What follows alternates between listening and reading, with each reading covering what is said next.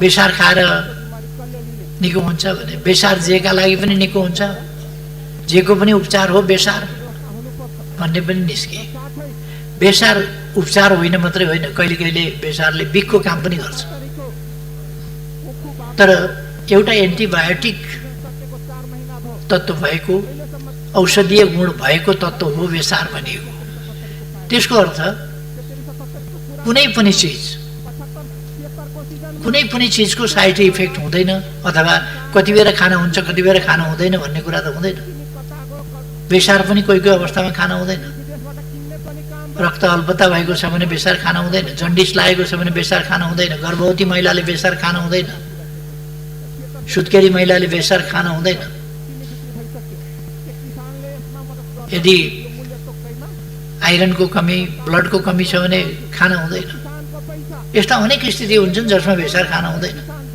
Operation गर्नु छ भनेदेखि 48 घण्टा अगाडिदेखि, त्योभन्दा अझ 72 घण्टा वा त्योभन्दा 2-4 दिन अगाडिदेखि बेसार अपरेसन गर्न जाने मान्छेले खानु हुँदैन, किनभने त्यसले रगतलाई पात ल्याउने काम गर्छ। हामीले आफ्नो अतिक्रमित भूमि समेतलाई समेटेर नक्सा नेपाल सरकारले प्रकाशित गरेको थियो, नयाँ नक्सा। त्यसअनुसार हामीले हाम्रो प्रतीक चिन्हमा अथवा हाम्रो निशान छापमा संशोधन गर्न जरुरी थियो। संविधानको अनुसूची 3 संशोधन गर्न जरुरी थियो। यसमा प्रतिनिधि सभामा पनि व्यापक राष्ट्रिय सहमति देखा परेको थियो र विपक्षमा आवाज पनि आएन, विपक्षमा मतदान पनि भएन।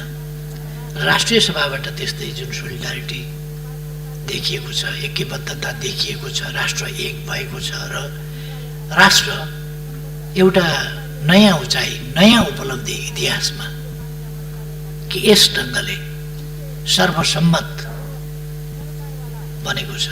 माननीय सदस्यहरू, प्रतिनिधि सभाबाट सन्देशसहित प्राप्त विनियोजन विधेयक 2077 अन्तर्गत विभिन्न मन्त्रालयहरूसँग सम्बन्धित विनियोजन शीर्षकहरूमाथिको छलफलका क्रममा उठेका प्रश्नहरूको सम्बन्धित मन्त्रीले जवाफ दिने क्रम जारी रहन्छ। अब म सम्माननीय प्रधानमन्त्री केपी शर्मा ओलीलाई राष्ट्रिय योजना आयोग, प्रधानमन्त्री तथा मन्त्री परिषदको कार्यालय, उपराष्ट्रपतिको कार्यालय र राष्ट्रपतिको कार्यालय सम्बन्धी विनियोजन शीर्षकहरूमाथिको छलफलमा उठेका प्रश्नहरूको जवाफ दिन समय उपलब्ध गराउँछु। सम्माननीय अध्यक्ष,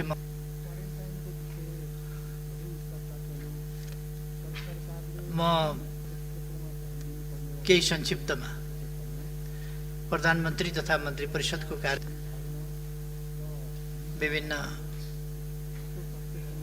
निकाय सङ्घ संस्था प्रधानमन्त्रीमा स्वतः केन्द्रित हुन्छ यस प्रणालीमा। त्यसकारण यस कुरामा पहिले म स्पष्ट गर्न चाहन्छु, यो कुनै शक्ति केन्द्रित गर्नका लागि होइन, कामहरूको प्रभावकारी संयोजन, परिचालन, अनुगमन र निरीक्षणका लागि त्यस्ता विभागहरू कहिले कहिले प्रधानमन्त्रीका मातहत ल्याइन्छ। आफ्नो देशका अनुभव र अरू देशका पनि अनुभवहरूलाई हेरेर ती कामहरू गरिन्छ।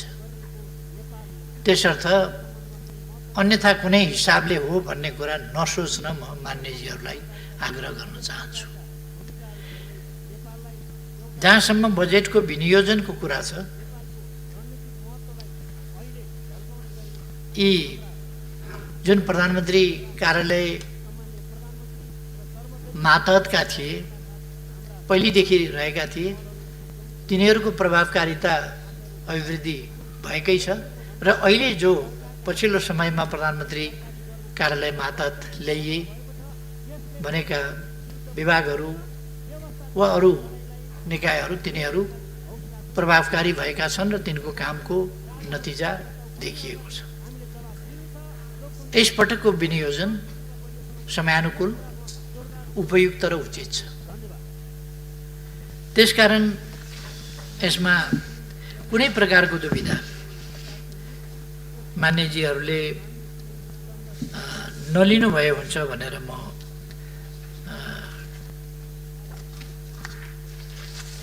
मान्यजीहरूलाई आश्वस्त पार्न चाहन्छु।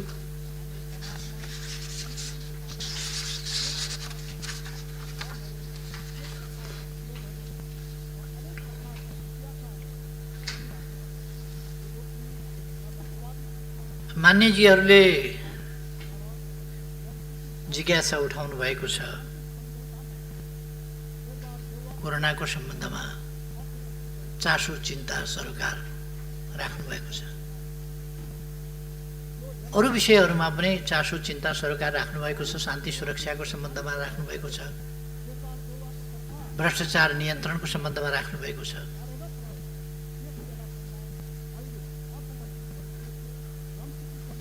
सुशासन कानुनको राजको सन्दर्भमा कुरा उठाउनु भएको छ।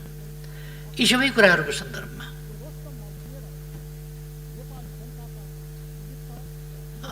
मान्यजीहरूले कुराहरू उठाउनु भएको छ, प्रश्नहरू उठाउनु भएको छ। यसका निम्ति म सबै मान्यजीहरूलाई हार्दिक धन्यवाद भन्न चाहन्छु। जुन उत्साहका साथ, जुन तदारुकताका साथ मान्यजीहरूले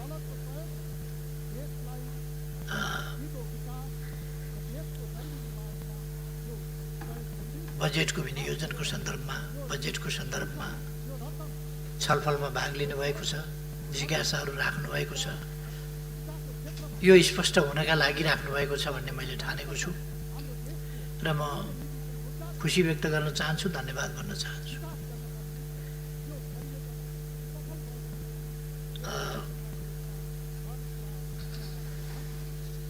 धेरै मान्यजीहरूले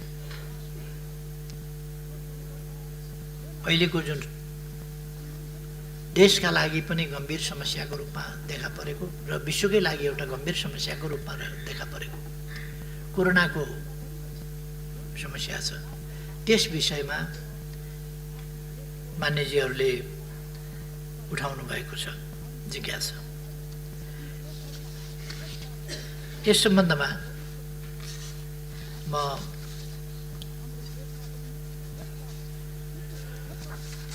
मान्यजीहरूलाई स्पष्ट गर्न चाहन्छु। अलिकति म हिजोसम्मको डाटा केही मान्यजीहरूलाई सुनाउन चाहन्छु।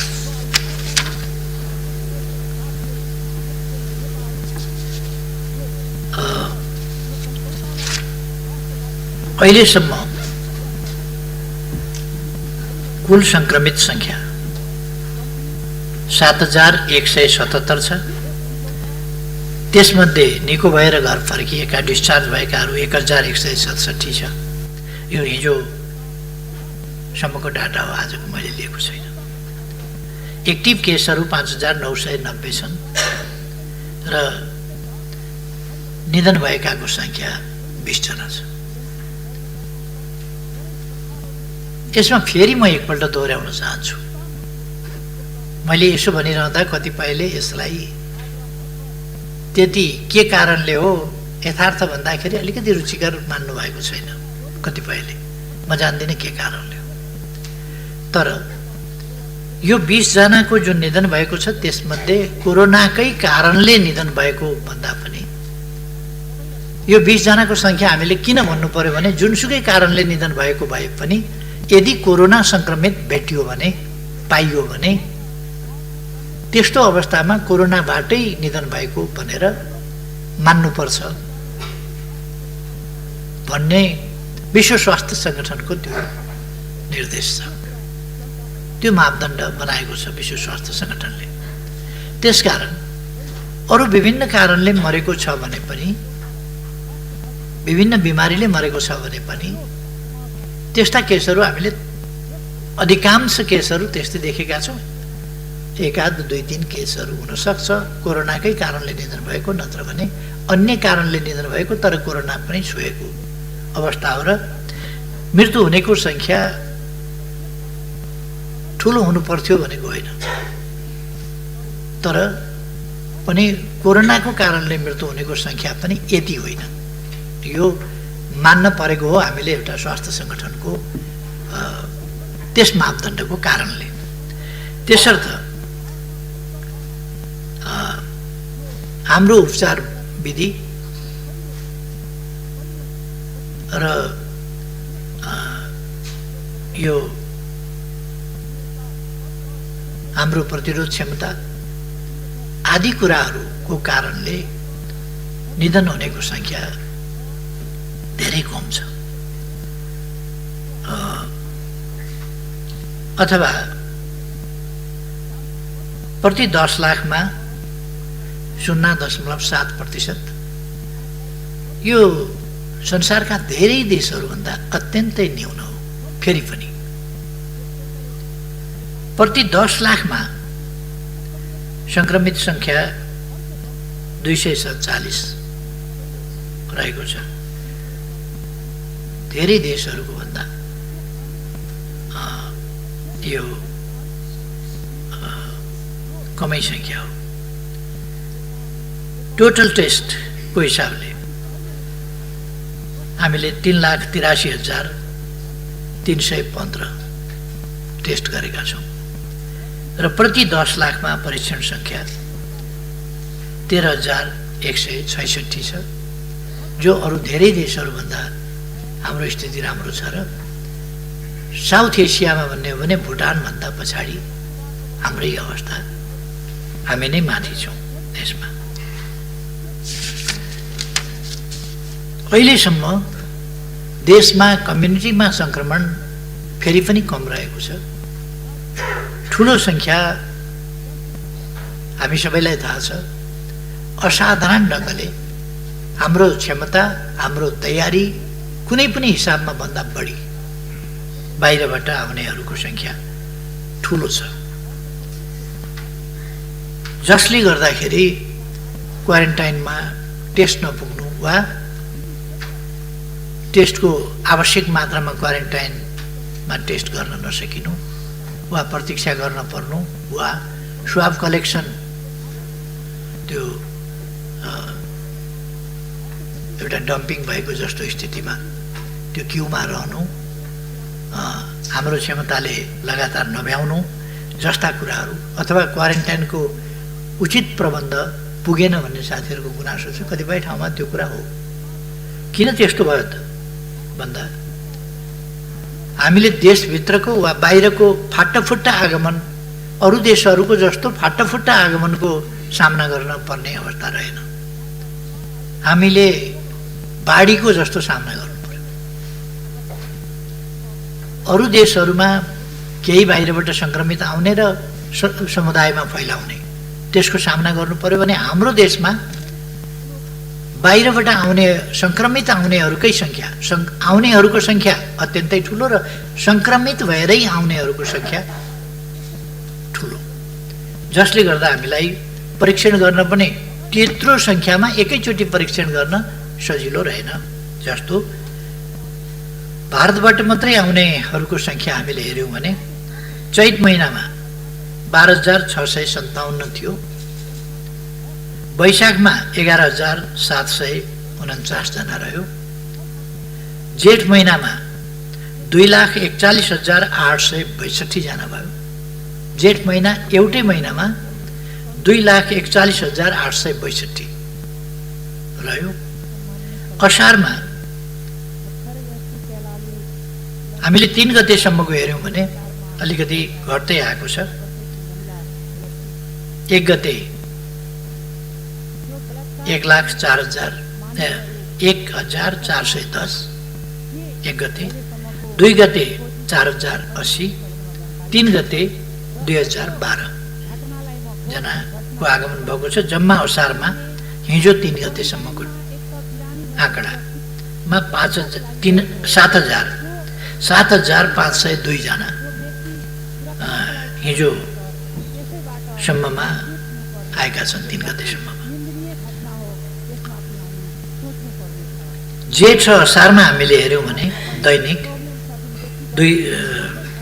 दैनिक सरदर 7,822 जना आएका छन् दैनिक। हामीसँग अधिकतम परीक्षण संख्या बढाउँदा कहिले कहिले हामीले 7,000 पुर्याउन सकेका छौँ, नत्र 4,500 देखि 4,000 सरदर क्षमता रहेको छ। त्यस क्षमतालाई हामी अभिवृद्धि गरिरहेका छौँ र त्यसलाई अब विभिन्न तरिकाहरू पनि अवलम्बन गरेर यो परीक्षणलाई अनुकूल स्थिति वृद्धि गर्ने, क्षमता वृद्धि गर्ने र परीक्षणमा लामो समय प्रतीक्षा गर्न नपरोस्, निकालिसकेको स्वाब यत्तिकै क्युमा परीक्षणका लागि पर्खिएर बस्ने स्थिति नबनोस् भन्ने कुराहरूमा ध्यान हामीले दिएका छौँ। मैले भने जेठ 1 महिनामा मात्रै 2,41,862 जना छन् भने 1 महिनामा 2,41,000 भनेको लगभग 2.5 लाख मानिस आउँछन् भने 2.5 लाखको क्वारेन्टिनको व्यवस्था गर्नु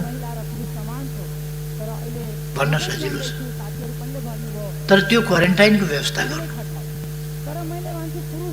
त्यसमा स्वास्थ्यकर्मी, त्यसमा सुरक्षा आदिका प्रबन्धहरू मिलाउनु, खानपिनको प्रबन्ध, यत्रो व्यक्तिहरूलाई खानपिनको प्रबन्ध मिलाउनु, बस्ने प्रबन्ध मिलाउनु, यी सबै कुरा, अनि टेस्टिङको प्रबन्ध मिलाउनु सहज कुरा होइन। यसका निम्ति म सबभन्दा बढ्ता स्थानीय तहहरू, स्थानीय जनप्रतिनिधिहरूलाई हार्दिक धन्यवाद भन्न चाहन्छु, जसले अत्यन्त धेरै मेहनतका साथ कष्ट गरेर यी चिजहरूको व्यवस्थापन गरेका छन्। बाहिरबाट भन्नलाई सजिलो छ, भन्नलाई धेरै सजिलो छ, तर ती चिजहरूको व्यवस्था स्थानीय तहमा गर्नका लागि सजिलो छैन। हामी अनुमान गर्न सक्छौँ जब जेठ महिनामा 2,41,862 जना प्रवेश गरे भने मजौला किसिमको एउटा जिल्लाको पपुलेसन, सानो जिल्लामा त यति पपुलेसन हुँदैन, 2-3 निर्वाचन क्षेत्रको पपुलेसन भयो। यो एउटा ठुलै सहरको पपुलेसन हो।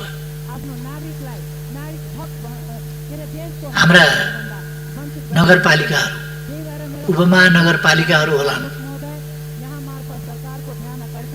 तर नगरपालिकाहरू, धेरै नगरपालिकाहरूको पपुलेसन नै यति छैन भने त्यस ठाउँमा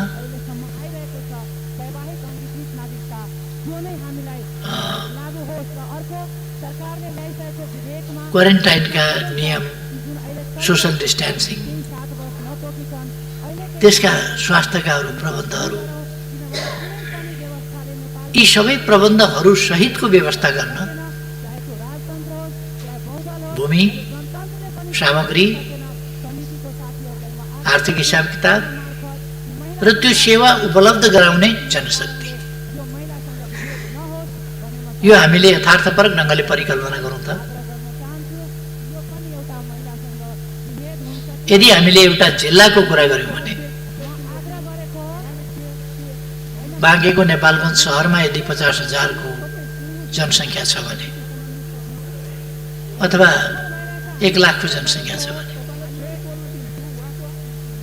बाँके जिल्लाभरि गर्दा पनि 1 लाख को क्वारेन्टाइन, त्यो क्वारेन्टाइन बनाउनका लागि डिस्टेन्स मेन्टेन गरेर आवास, त्यति नै प्रति व्यक्ति नै पिछेका शौचालय, यी सबै प्रबन्ध गर्ने, अरू त्यहाँ हेर विचार, खानपिन आदि इत्यादिको प्रबन्धका लागि खटिने मान्छे, स्वास्थ्यकर्मी, सुरक्षाकर्मी लगायतका अरूका पनि सोसल डिस्टेन्सिङ मेन्टेन गरेर गरिने प्रबन्ध, यी सबैका लागि त्यति नै नेपालगञ्ज बजारमा अटेको छ त्यो पपुलेसन भने बाँके जिल्लाभरि गर्दाखेरि त्यति अट्न गाह्रो हुन्छ। कि त्यो मेन्टेन गरेर गराउनु पर्यो, त्यो डिस्टेन्स मेन्टेन गर्नु पर्यो, त्यसका प्रबन्ध गर्नु पर्यो र त्यत्तिकै सङ्ख्यामा अरू मान्छेहरू, स्वास्थ्यकर्मी लगायतका मान्छेहरू, ती सबै चिज गर्ने मान्छेहरू पनि चाहिए, त्यहाँ सरसफाइका मान्छेहरू चाहिए। यो सबै गर्दाखेरिको पपुलेसन कत्रो हुन्छ र त्यसको प्रबन्ध कस्तो हुन्छ भन्ने कुरा हामीले चाहिँ विचार गर्नुपर्छ। त्यसकारण केही कमीहरू यो विश्व कोही पनि कोभिड-19 को सामना गर्न तयार भएर बसेको, तयारी गरेर बसेको, प्रतीक्षा गरेर बसेको थिएन। यो आउँछ भन्ने कसैले अनुमान गरेको थिएन। यो डिसेम्बर यता यी 6 महिनामा भयानक ढङ्गले आयो र यसले कति लाख मान्छे दुनियाँबाट लिएर गइछ। यी 6 महिनामा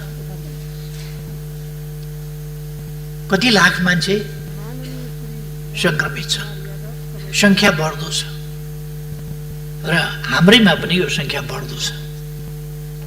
यसको तयारीका साथ कोही बसेको थिएन र हामीले सुरुदेखि नै यथार्थमा भन्दा तुलनात्मक ढङ्गले भन्ने हो भने अरूको भन्दा राम्रो तयारी गर्यौं। त्यसै कारण हाम्रोमा कुनै अरू कारणले होइन, हाम्रो तयारीकै कारणले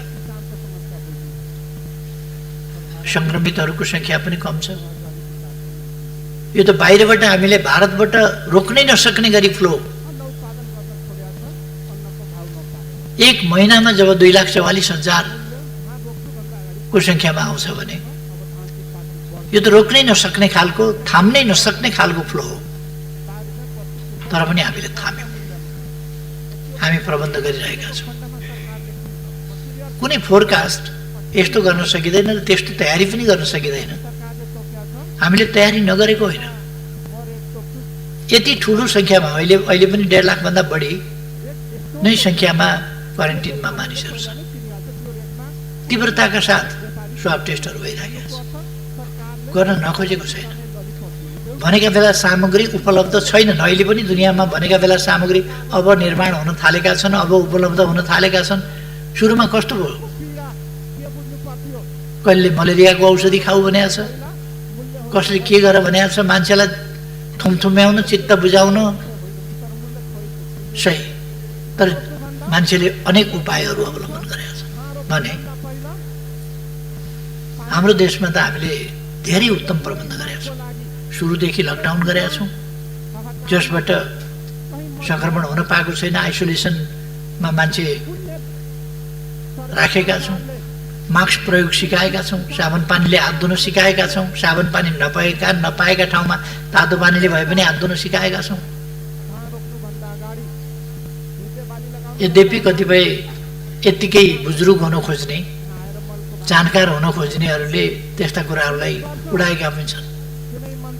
हामीले यसका सम्बन्धमा इम्युन सिस्टमका कुरा गर्दा, इम्युन सिस्टम कसरी बढ्छ भन्ने कुरा गर्दा त्यसलाई उडाएका पनि छन्।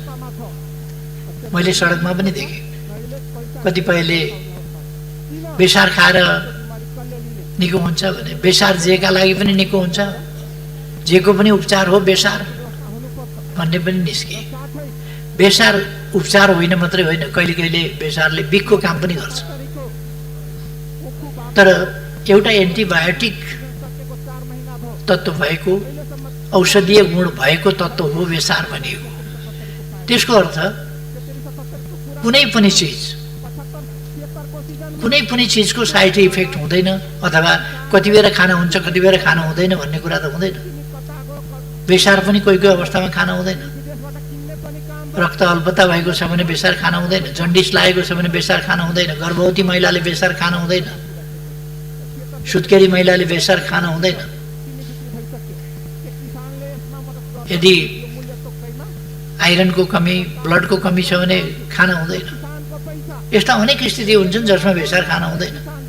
अपरेसन गर्नु छ भनेदेखि 48 घण्टा अगाडिदेखि, त्योभन्दा अझ 72 घण्टा वा त्योभन्दा 2-4 दिन अगाडिदेखि बेसार अपरेसन गर्न जाने मान्छेले खानु हुँदैन। किनभने त्यसले रगतलाई पातल्याउने काम गर्छ। त्यो पातल्याउने कामले गर्दाखेरि त्यस्ता स्थितिका मान्छेहरूलाई त्यो हित गर्न हुन सक्छ। कुनै पनि चिज जन्मिने बित्तिकै स्तनधारी जीवहरूले खाने खुवाउने भनेको दुध हो पहिले बच्चालाई। सबभन्दा हितकर, सबभन्दा ठिक भनेको त जन्मिने बित्तिकै पशु ले पनि मान्छेले पनि बच्चालाई दुधै खुवाउँछ, तर दुध खान नहुने पनि बिमारी लाग्छ। कस्तो अवस्थामा दुध खानुहुन्छ, कस्तो अवस्थामा हुँदैन। जबकि बच्चा 6 महिनासम्म आमाको दुधै खाएर हुर्किन्छ। तर यस्ता रोगहरू हुन्छन् जति बेला डाक्टरले दुध नखाऊ भन्ने सल्लाह दिन्छ। एउटा प्रसङ्गमा भनिएको, डाक्टरले सल्लाह दियो अरू होइन, बच्चालाई आमाको दुध खुवाऊ भनेर सल्लाह दियो। दुध हितकर हुन्छ, दुधमा सम्पूर्ण पौष्टिक तत्त्वहरू हुन्छन्, त्यसकारण बच्चालाई दुध खुवाउन डाक्टरले सल्लाह दियो भने अर्काले जहिले पनि दुध ठिक हुन्छ, जहिले पनि दुध खानु उपयुक्त हुन्छ भनेर न्यु खोज्ने कुरा होइन। कहिले कहिले नहुन सक्छ, त्यही पनि पोइजनस भइदिन सक्छ। कस्तो अवस्थामा खाना हुन्छ, कस्तो अवस्थामा हुँदैन। ठिक ढङ्गले भनिएका कुराहरूलाई पनि नकारात्मक ढङ्गले लिने र त्यसका वास्तविक अर्थलाई नसमाउन खोज्ने र त्यसलाई उडाउन खोज्ने खालको प्रवृत्ति नेपालमा यो एउटा कस्तो प्रवृत्ति भन्ने त्यसलाई जान्न नखोज्ने, नजाने पनि त्यसलाई उडाउन खोज्ने, त्यस्ता कुराहरू पनि देखिए। तर हाम्रो स्थिति यस सम्बन्धमा भन्ने हो भने जस्तो महामारी जुन ढङ्गले आयो, भारतबाट जुन ढङ्गले फ्लो आयो मानिसहरूको र सङ्क्रमितहरूको जुन सङ्ख्या आयो, त्यसले गर्दा यो सङ्क्रमितहरूको सङ्ख्या बढिरहेको छ। अहिले पनि लगातार बढ्दो सङ्ख्या 500 भन्दा बढी प्रतिदिनमा पुगेको छ हिजोसम्मको स्थितिमा। त त्यस स्थितिमा पुग्नुका पछाडि यो समुदायमा सङ्क्रमित भएर गएको होइन, बाहिरबाट सङ्क्रमित भएर आएकाको सङ्ख्या नै हो भन्ने कुरा बुझ्नुपर्छ। बाहिरै सङ्क्रमित हुन नदिने क्षमता सरकारले जादु गर्ने हो र?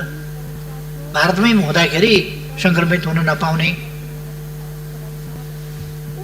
हामी कुनै जोगी धामी झाँक्री त होइन जसले आकाश बाँधौँ पताल बाँधौँ यो गरौँ भनेर खरानी छर्छ र बाँच्छ। त्यसरी त हामी भारतमा भएका नेपालीलाई पनि बाँधौँ, के अरे कोभिड-19 लाग्न नपाउने गरी बाँधौँ भनेर हामीले भने जस्तो त्यसरी त बाँध्न त सक्दैनौँ। उहीबाट सङ्क्रमित भएर आएकाको सङ्ख्या ठुलो भइरहेको छ, त्यो हामीले सबैले देख्न पर्छ भन्ने मलाई लाग्छ।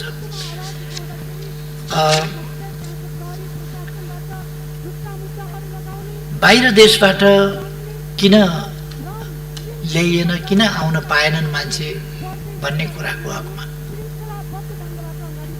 यो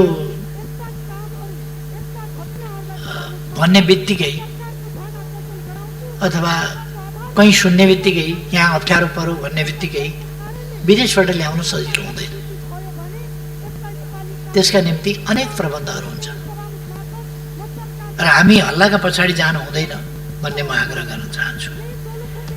हामीले बाहिरबाट ल्याउन थालेका छौँ, ल्याइरहेका छौँ, ल्याउने क्रम जारी छ र सायद यो क्रम अलिक पछिसम्म निकै धेरै नै अगाडि जान सक्छ।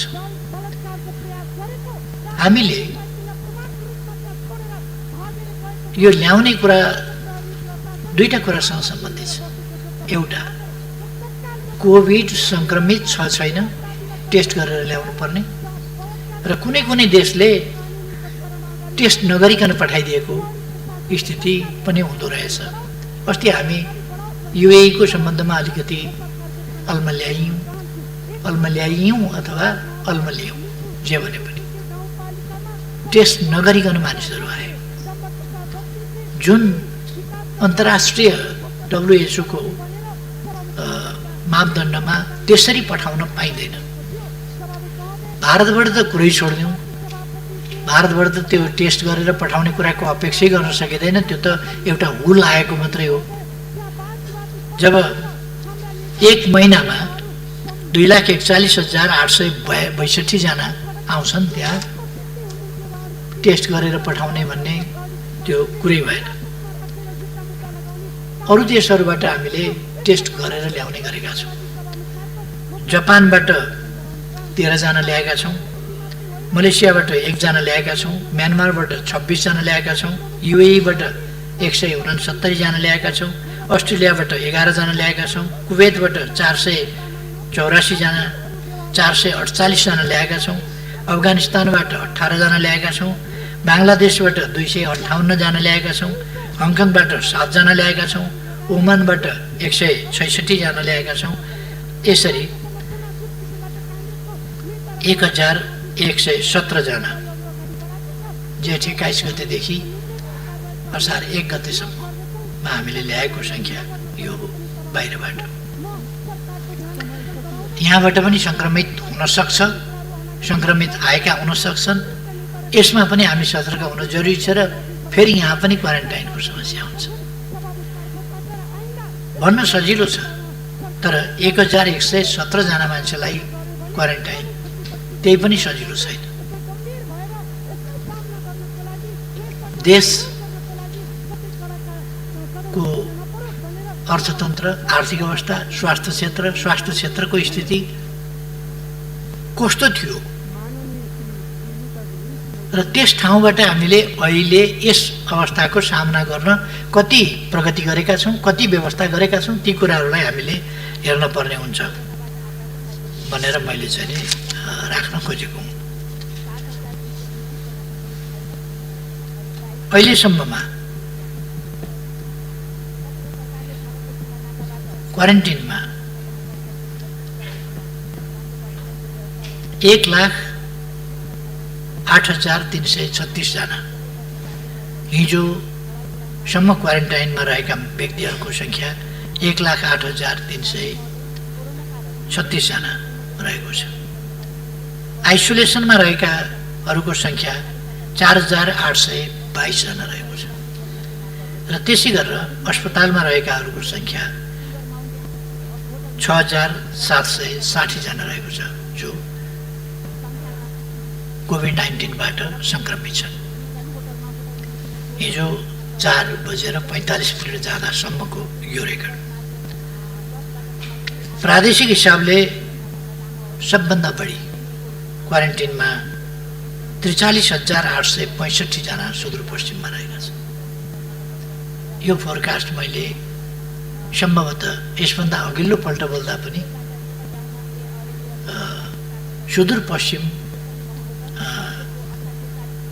प्रदेशमा आगामी दिनमा यस्तो सिनारियो हुनसक्छ है भन्ने कुरा केही सङ्केत मैले यहाँ भनेको थिएँ जस्तो लाग्छ मलाई। हामीले ठिकै विश्लेषण र ठिकै सम्प्रेषण गरेका छौँ, अनुमान गर्दाखेरि पनि ठिकै गरेका छौँ, किनभने त्यहाँको ट्रेन्ड, त्यहाँको प्रवृत्ति, त्यहाँको जनप्रतिनिधि संस्था, त्यहाँको सरकार, त्यहाँका निकाय, त्यहाँका जनप्रतिनिधि, त्यहाँका जनता सबै प्रवृत्तिहरूलाई हेरेर विश्लेषण गरेर नै हामीले यी निष्कर्षहरू निकालेका छौँ। यस्तो यस्तो हुन्छ है भनेर। त्यसपछिको सङ्ख्या प्रदेश नम्बर 5 मा 23,990लाई क्वारेन्टिनमा राखिएको छ। त्यसपछिको सङ्ख्या कर्णालीमा 18,430 जनालाई क्वारेन्टिनमा राखिएको छ। त्यसपछि प्रदेश नम्बर 2 मा 10,885 जनालाई क्वारेन्टिनमा राखिएको छ। अरू क्वारेन्टाइनमा राखिएको सङ्ख्या गण्डकीमा 5,929 जनालाई राखिएको छ गण्डकी प्रदेशमा। प्रदेश नम्बर 1 मा 3,242लाई राखिएको छ र बागमतीमा 1,995लाई राखिएको छ। सबभन्दा कम सङ्ख्या सायद यही बागमतीको रहेको छ। आइसोलेसनमा प्रदेश नम्बर 1 मा 149, 2 मा 1266, बागमतीमा 172, गण्डकीमा 225, 5 नम्बरमा 1,009, कर्णालीमा 728 र सुपमा 1273 जनालाई आइसोलेसनमा राखिएको छ। अस्पतालमा प्रदेश नम्बर 1 मा 432, 2 मा 2511, बागमतीमा 195, गण्डकीमा 262, 5 नम्बर प्रदेशमा 1930, कर्णालीमा 1078 र सुपमा 352 जनालाई अस्पतालमा राखिएको छ। कुल सङ्ख्या अघि नै मैले भने, कुल सङ्ख्या क्वारेन्टिनमा 1,08,336, आइसोलेसनमा 4,822 र अस्पतालमा 6,760 जना रहेको छ। यतिको हेरविचार भइरहेको छ, परीक्षण भइरहेको छ, खानपिन भइरहेको छ, बसोबास भइरहेको छ, उपचार भइरहेको छ। र नेपालको स्वास्थ्य स्थितिको सम्बन्धमा यो गर्न सक्नु म खास गरी स्थानीय तहहरूलाई हार्दिक धन्यवाद भन्न चाहन्छु। त्यहाँका जनप्रतिनिधिहरूलाई धन्यवाद भन्न चाहन्छु, जसले अत्यन्तै मेहनत साथ यी कष्टप्रद कामहरू गर्नुभएको छ। उछाल्नेहरूलाई त उछाल्न सजिलो छ, 10 अरब कहाँ गयो भनेर, खोइ 10 अरब भनेर, अब यहाँ 10 अरब कताबाट देखाइदिने, यहाँ छ भनेर। 10 अरब त तल पठाइयो यही कामका लागि। महिनौदेखि मान्छेहरू खटेका छन्, क्वारेन्टिन निर्माण गरेका छन्, क्वारेन्टिनमा बस्नेहरूलाई खुवाएका छन्, क्वारेन्टाइनको बन्दोबस्त गर्नेहरूलाई उनीहरूले पनि खानु पर्ला, ती प्रबन्धहरू गर्नु पर्ला। अनि जनप्रतिनिधिहरूले पैसा खाए भन्दिन सजिलो छ। बहुतै दुःखका साथ, कष्टका साथ जनप्रतिनिधिहरू काम गरिरहेका छन्। त्यसमा गुण मान्नु त्यो छैन। अनि गुण मान्नको सट्टा, त्यसको प्रशंसा गर्नको सट्टा, त्यसको कदर गर्नको सट्टा अपमान गर्नु, सन्देह पैदा गर्नु, हतोत्साहित गर्नु किञ्चित उपयुक्त हुँदैन।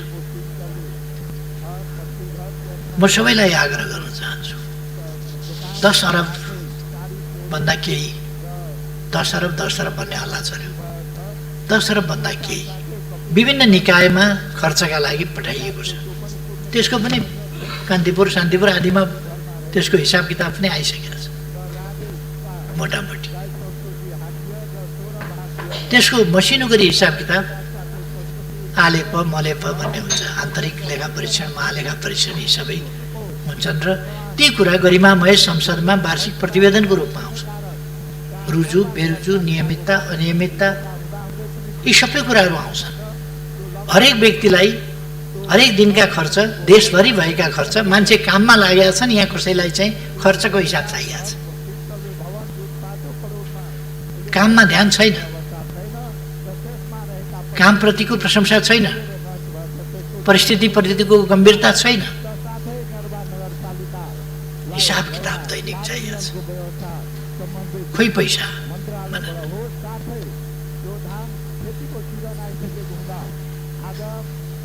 यस रुचिलाई पनि म धन्यवाद दिन चाहन्छु। यसलाई म एउटा जागरणको रूपमा लिन चाहन्छु। कमसेकम देशको अहिले यो रकमको मात्रै होइन, जुन 14 खरबभन्दा बढीको बजेट प्रस्तुत गरिएको छ, त्यो सम्पूर्ण बजेटको एक पैसाको हिसाब किताब आन्तरिक लेखा परीक्षण र महालेखा परीक्षण, महालेखा परीक्षकको वार्षिक प्रतिवेदन मार्फत सदनमा आउँछ। यसमा कतै अनियमितता भयो भने त्यसका पछाडि विभिन्न निकायहरू छन् त्यसको रेखदेख गर्ने, त्यसै कामलाई निहालेर हेर्ने, नियमितता अनियमितता के भइरहेको छ भनेर नै छानबिन गर्ने, अनुगमन गर्ने, हेर्ने निकायहरू छन्, तिनले काम गरिराखेका छन्। त्यसकारण यस्तो ठान्न भएन कि म बाहेक अरू सबै भ्रष्ट छन् भन्ने ठान्न भएन। अर्को यस्तो ठान्न भएन कि यस देशमा भ्रष्ट बाहेक कोही जन्मिँदैन, भ्रष्ट बाहेक कोही छँदै छैन। अर्को यस्तो पनि ठान्न भएन कि सरकारमा वा ओहदामा बसेकाहरूलाई जसरी पनि बदनाम गर्नुपर्छ, जसरी पनि चरित्र हत्या गर्नुपर्छ भन्ने त्यो नियत पनि राख्नु भएन। सबै कुराहरू पारदर्शी छन्, पारदर्शी हुन्छन् र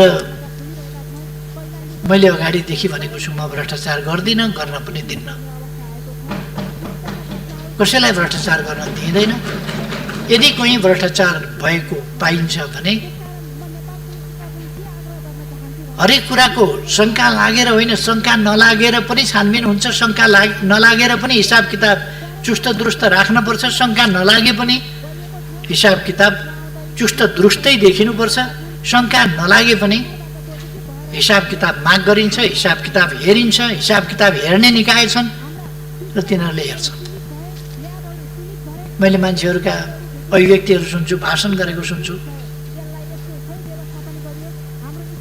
हिजो मात्रै पनि म भाषण गरेको हेरिराखेका थिएँ।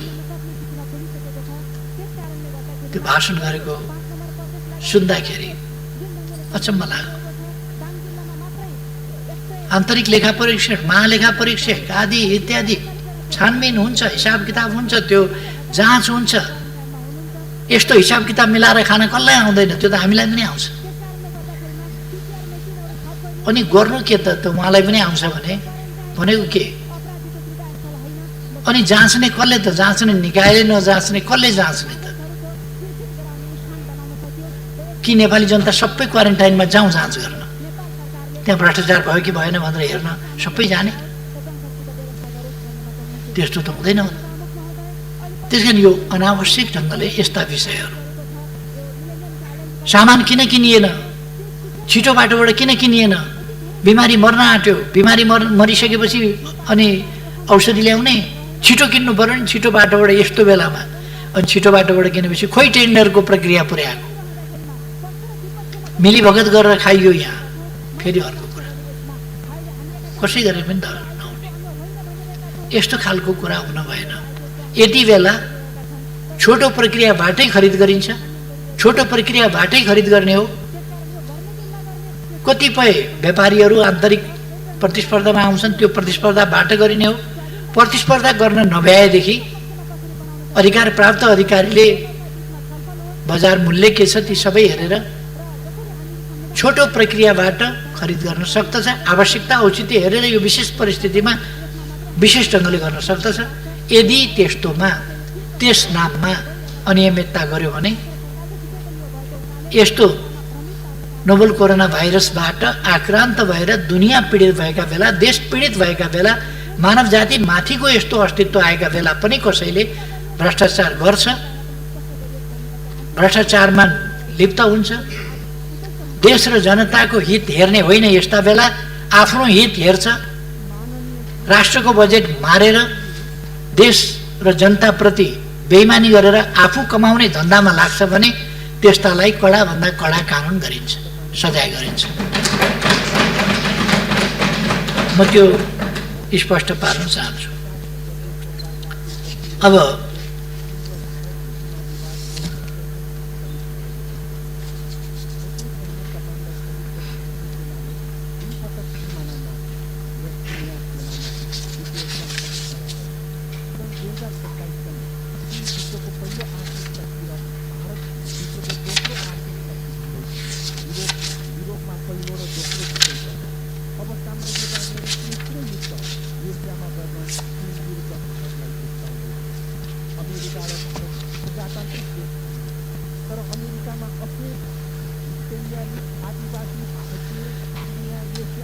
अवश्य नै यो कोभिड-19ले आम जनतालाई एक हिसाबले मात्रै होइन, यो रोग सरेर रोगको संक्रमण भएर मात्रै होइन, होला भन्ने डरले पनि त्रसित बनाएको छ, आतंकित बनाएको छ। त्यसै कारण हामी सोशल डिस्टेन्सिङका कुरा गर्छौँ, त्यसै कारण हामी लकडाउनका कुरा गर्छौँ, त्यसै कारण हामी मास्कको कुरा गर्छौँ, त्यसै कारण हामी ग्लोभका कुरा गर्छौँ, त्यसै कारण हामी कसरी बस्ने, कसरी हिँड्ने, के खाने के नखाने लगायतका कुराहरू गर्छौँ। यसले एउटा मानसिक सन्तास पनि पैदा गरेको छ। मानसिक सन्तास मात्रै पैदा गरेर छोडेको छैन, यसले मानिसको रोजगारी, व्यवसाय, आम्दानी हरेक कुरामा प्रतिकूल असर पारेको छ। जनता यसबाट परोक्ष प्रत्यक्ष अनेक हिसाबले पीडित छ। यो पीडा सरकारले देखेको छ, सरकारले बुझेको छ र अहिलेको सरकारको प्रधानमन्त्रीले सहर पनि देखाएको छ, गाउँ पनि देखाएको छ, दुर्गम पनि देखाएको छ, सुगम पनि देखाएको छ। यो प्रधानमन्त्री आर्थिक हिसाबले कठिनाइका अवस्थाहरू झेलेर आएको छ, शारीरिक हिसाबले कठिनाइका अवस्थाहरू झेलेर आएको छ। अनेक अवस्थाहरू यसले अत्यन्त प्रतिकूल अवस्थाहरू झेलेर आएको छ र जनताका समस्याहरू, गाउँका समस्याहरू, गरिबका समस्याहरू, गिटी कुट्नेका समस्या, भारी बोक्नेका समस्यादेखि लिएर दैनिक रोजगारी गरेर गुजारा गर्नुपर्नेका समस्याहरू पनि अहिलेको सरकारको प्रधानमन्त्रीले बुझेको छ। त्यसकारण यत्तिकै यस सरकारले यो कोभिड-19 आउनभन्दा अगाडिदेखि नै नेपालमा कोही भोकै पर्दैन, भोकले मर्न पर्दैन भन्ने नारा दिएको थियो। त्यसै कारण यसले एकदम तलबाट, जमिनबाट सामाजिक विषमता, सामाजिक कुरूपता, यस्ता कुराहरूलाई एकदम जमिनबाट, त्यहाँदेखि माथि माथिका कुरा गरेर होइन, 2 वर्षका कुरा गर्दा मैले अस्ति पनि यस सदनमा बोल्दा भनेको थिएँ, हामीले माथि माथि मात्रै होइन, मानवीय सभ्यताको स्तरलाई यी 2 वर्षमा कसरी उठाएका छौँ भन्दा सडक मानव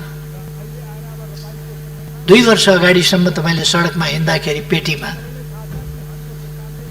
कहिल्यै कपाल नकोरेको, कहिल्यै कपाल नधोएको, कहिल्यै कपाल ननुहाएको, जिउ कहिल्यै ननुहाएको, शरीरभरि घाउ भएको, सडकको पेटीमा लम्पसार परेको सैकडौँ मान्छे देख्नुहुन्थ्यो, यतै पनि त्यतै पनि त्यतै पनि।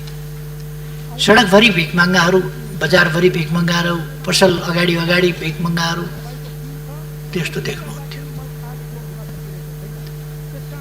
सडक बालबालिकाहरू देख्नुहुन्थ्यो सहरमा, प्लास्टिक टिपिरहेका, कुकुरसँग झगडा गरिरहेका, कुकुरसँग मिलेर बोरामा एउटै बोरामा सुतिरहेका बालबालिका देख्नुहुन्थ्यो। मान्छेका छोराछोरी, 21औं शताब्दीका मान्छेका छोराछोरीहरू कुकुरसँगै सडकमा बेहालसँग बेवारिसे अभिभावक विहीन भएर ती भोकै सुतेको, लम्पसार परेको तपाईँ हामीले देख्थ्यौँ। आज त्यस्तो बालबालिका देख्नु परेको छ र त्यस्तो बालबालिका सडकमा सरकार छ हेर्नका लागि, किनभने तिनको पनि सरकार हो। मैले प्रधानमन्त्री हुने बित्तिकै घोषणा गरेको थिएँ, यो जनताको सरकार हो, त्यसकारण कोही भोकै पर्दैन, कोही भोकले मर्दैन। खाना र आवास बिना नेपाली अलपत्र परेर त्यसरी बस्नु पर्दैन। र यी 2 वर्षमा कमसेकम हामीले ती प्रबन्धहरू गरेका छौँ। म मान्यजीहरूलाई, नेपाली समाजलाई भिखारी मुक्त, तपाईँहरू कोभिड-19 सिद्धिएपछि विभिन्न मान्यजीहरू विभिन्न देशहरूमा जानुहोला, त्यहाँ आफ्ना प्रवचनहरू दिनुहोला, तपाईँहरू भन्न सक्नुहुनेछ नेपाल एउटा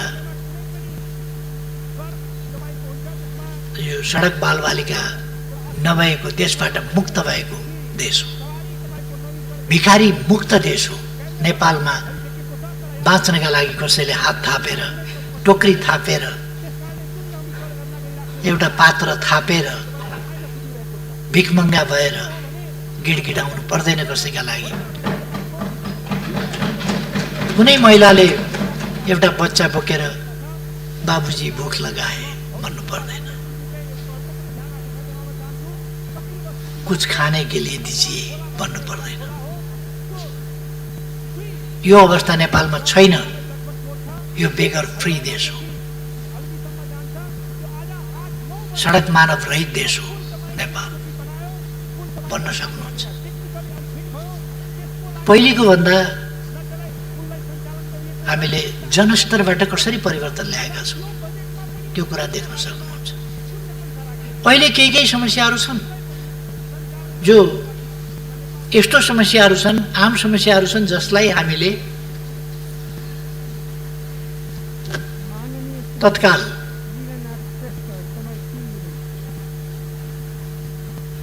तत्काल समाधान गर्न सकिहाल्यौँ भन्न सक्ने अवस्था छैन। किन भने यो यति फैलिएको छ। अहिले को रोजगार विहीन भयो त्यसको आँकडा हरेक दिन त सरकारले पाइहाल्न सक्दैन। को बेरोजगार भयो, महामारी छ कोभिडको, लकडाउन हामीले केही खुकुलो गरेका छौँ। अहिले जनजीवन सहज होस् भनेर यसको स्वास्थ्य सम्बन्धी प्रभाव, शारीरिक स्वास्थ्य सम्बन्धी, मानसिक स्वास्थ्य सम्बन्धी, यसको सामाजिक जीवनमा, जनजीवनमा पर्ने प्रभाव, यसको आर्थिक जीवनमा पर्ने प्रभाव, यसले गर्दा पारिवारिक, यसले गर्दा छरछिमेक सम्बन्धमा पर्ने प्रभाव, अनेक प्रकारका प्रभावहरू छन्। यसको सकारात्मक योगदान हुन सक्ने कुरा भएन। यसबाट नकारात्मक हिसाबले शिक्षा लिएर हामी आत्मनिर्भर हुनुपर्ने रहेछ भन्ने कुरा शिक्षा लिन सक्छौँ।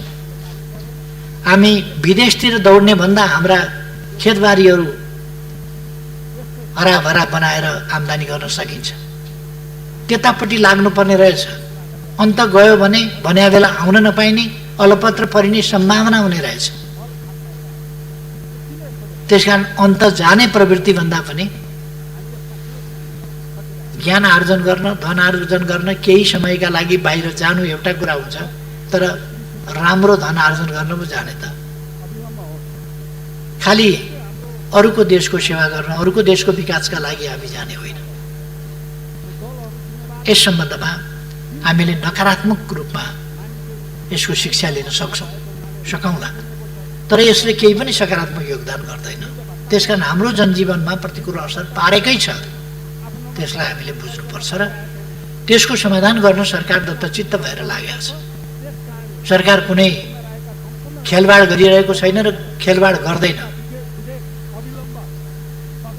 एउटा शब्द आजकल चलेको छ, इनाफ भन्ने। सबैलाई कण्ठ भइसकेको शब्द पनि इनाफ। मैले सडकमा पनि प्ले कार्ड हेरेँ, कोभिड-19 इनफ इज इनफ। के अर्थ हुन्छ यसको भनेर मैले खोजी हेरेँ। COVID-19 enough is enough. COVID-19 is more than enough. यो आउनै नहुने, कसरी आयो? आउनै नहुने, निषेध गर्न खोज्यौँ, रोक्न खोज्यौँ, तर पनि आयो। यो इनफ मात्रै होइन, हदभन्दा पनि बढी भयो। चाहिँदै नचाहिएको, आउनै नहुने कुरा आयो। यो त सबैले मानेको छ, इनफ इज इनफ। के हो त्यो? यो सरकारले ल्याएको त होइन।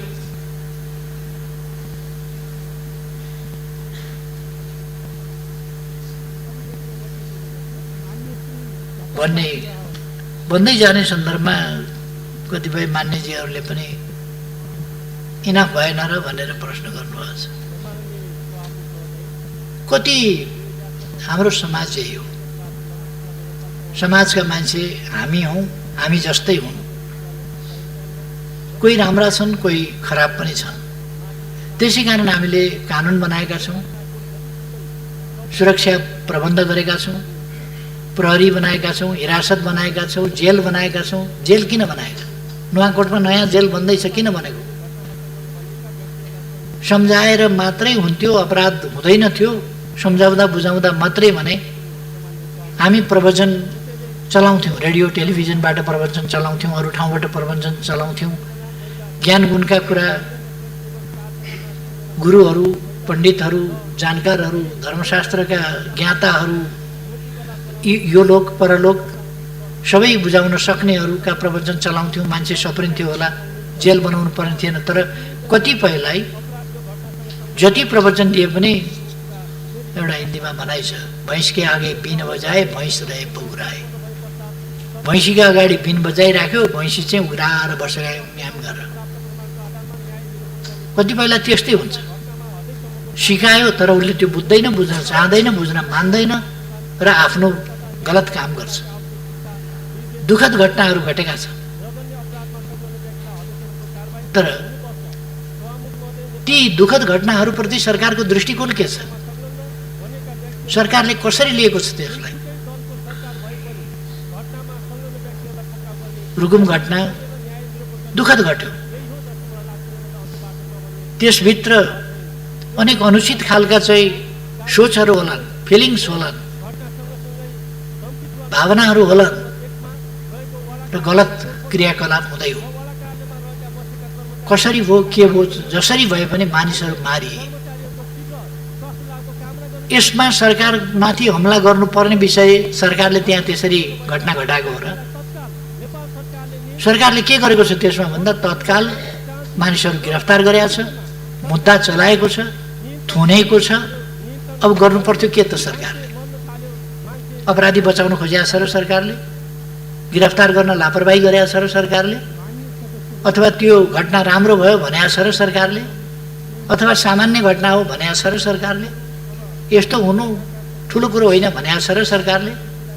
सरकारले यो नराम्रो कुरा हो, हुनै हुँदैन थियो र यस्तो अपराधिक घटना गर्नेहरूमाथि कारबाही गरिन्छ भनेको छ। तुरुन्त सुरक्षा निकायहरूले कदम चालेका छन्, मान्छे गिरफ्तार गरेका छन्, अपराधी गिरफ्तार गरेका छन्, छानबिन गरेका छन्। अझ गम्भीरताका साथ संसदले छानबिन समिति बनाएर संसदीय छानबिन समिति पनि मैदानमा, कहीँ सरकारी तवरबाट मात्रै छानबिन उपयुक्त हुँदैन कि अझ संसदीय छानबिन पनि उपयुक्त आवश्यक छ कि भन्ने भएपछि हामीले संसदीय छानबिन समेत गराइरहेका छौँ। अनि यसमा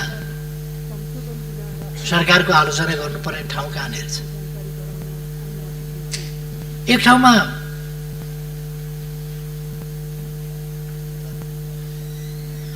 यो क्वारेन्टिनमा महिलालाई आइसोलेटेड ढङ्गले राख्नु पर्यो।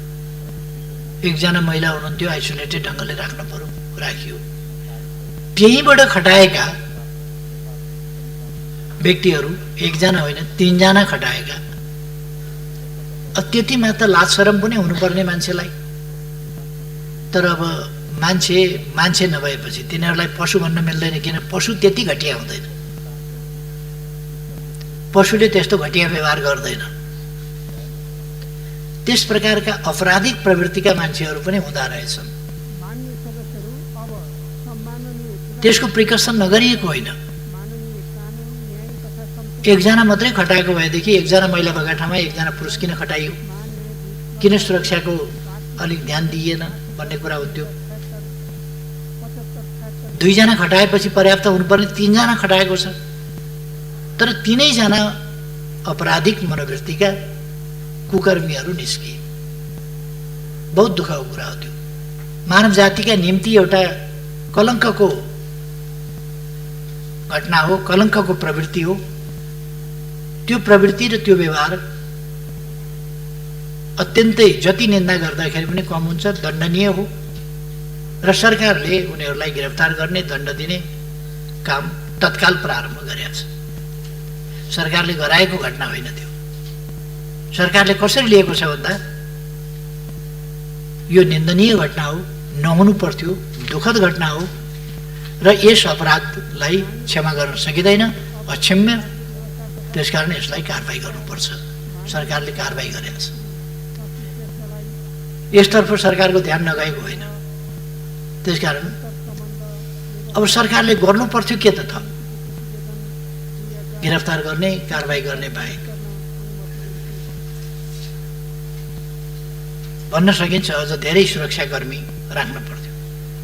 हामीसँग सुरक्षाकर्मी कति छन्, कहाँ कहाँ हामीले कति खटाएका छौँ, कत्रो भेल मानिसहरूको आएको छ र कति ठाउँमा सुरक्षाकर्मीको कत्रो चाहिँ टुकडी हामीले खटाएका छौँ र त्यो हरेक ठाउँमा पुग्न सक्छ कि सक्दैन, ती कुराहरूलाई पनि हामीले ध्यान दिनुपर्छ। र त्यहाँ गस्ती गर्ने कुराहरू भएको छ, अरू कुराहरू भएको छ, तर त्यस्तो मौका पारेर उनीहरूले चाहिँ नि अपराध कर्म गरे जसप्रति सरकार अत्यन्तै कडा दृष्टिकोणका साथ त्यस निन्दनीय घटनामा संलग्नहरूलाई अझैसम्मको कारबाही गर्छ। यसमा सरकारले कुनै लापरवाही गर्यो भन्ने कुरा होइन, लापरवाही गर्दा पनि गर्दैन। र सरकार समाजलाई एउटा सभ्य सुसंस्कृत समाज बनाउन चाहन्छ।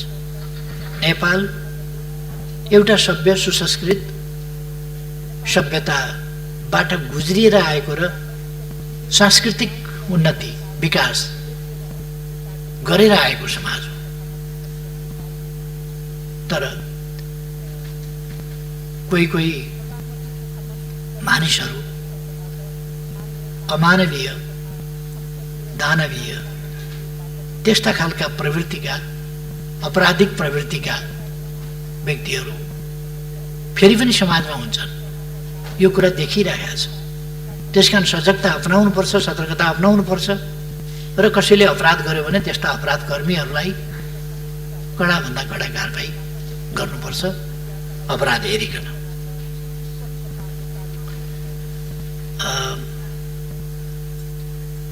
यस्ता विषयहरूमा सरकार संवेदनशील छैन कि भन्ने कुनै ठाउँ छैन। सरकार शान्ति सुव्यवस्था, जनताको जीवदानको रक्षा हामीले भनेका छौँ। यसै पनि हामीलाई सबभन्दा बढी जनताको ज्यानको सुरक्षाको, त्यो चाहे रोगका कारणले होस् चाहे भोकका कारणले होस्, रोग वा भोक दुईटैबाट जनतालाई सुरक्षित राख्ने, जनताको सुरक्षालाई महत्त्व दिने, जनताको सम्मान, जनताका अधिकार कहीँबाट नखसिउन्, जनताको जीव धन लगायतको सुरक्षा र सम्मानको रक्षा, यी सबै कुराहरूमा सरकार सजग छ। सरकार एउटा पक्षमा अथवा जसो आउँदै जान्छ त्यसै होइन, योजनाबद्ध ढङ्गले सरकारका आफ्ना नीतिहरू छन्, कार्यक्रमहरू छन् र ती बहुतै स्पष्ट नीति र कार्यक्रमहरू छन्। यो प्रगतिशील सरकार हो, यो जनताको सरकार हो, यो देशभक्त सरकार हो, यो जनमुखी सरकार हो र यो समाजवाद उन्मुख सरकार हो। यसले सामाजिक न्याय र समानताका विषयहरूलाई त्यही गम्भीरताका साथ लिने र न्याय र समानता सहितको समृद्धि यसको लक्ष्य।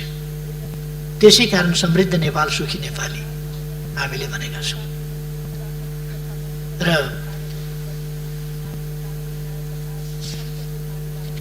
असाधारण र अभूतपूर्व प्रगति बितेका 2 वर्षमा सरकारले गरेको छ। त्यसको व्याख्या म पहिले पनि गरिसकेका छु, अब अहिले दोहोऱ्याउन र समय लिन चाहन्न।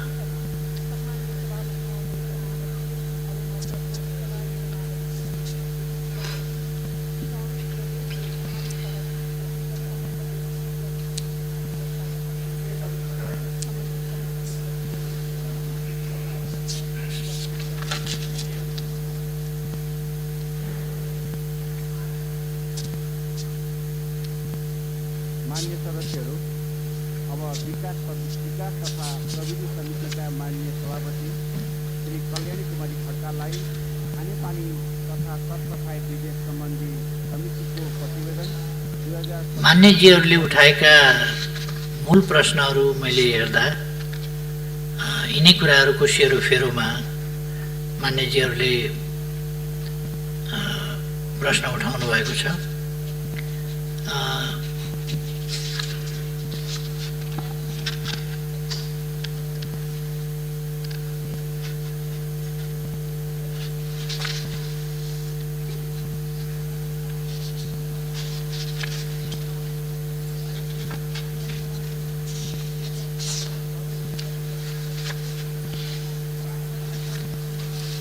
मलाई लाग्छ मुख्य रूपमा प्रश्नहरू यिनै प्रश्नको सेरोफेरोमा कोभिड-19 अथवा शान्ति सुरक्षा अथवा बजेट विनियोजन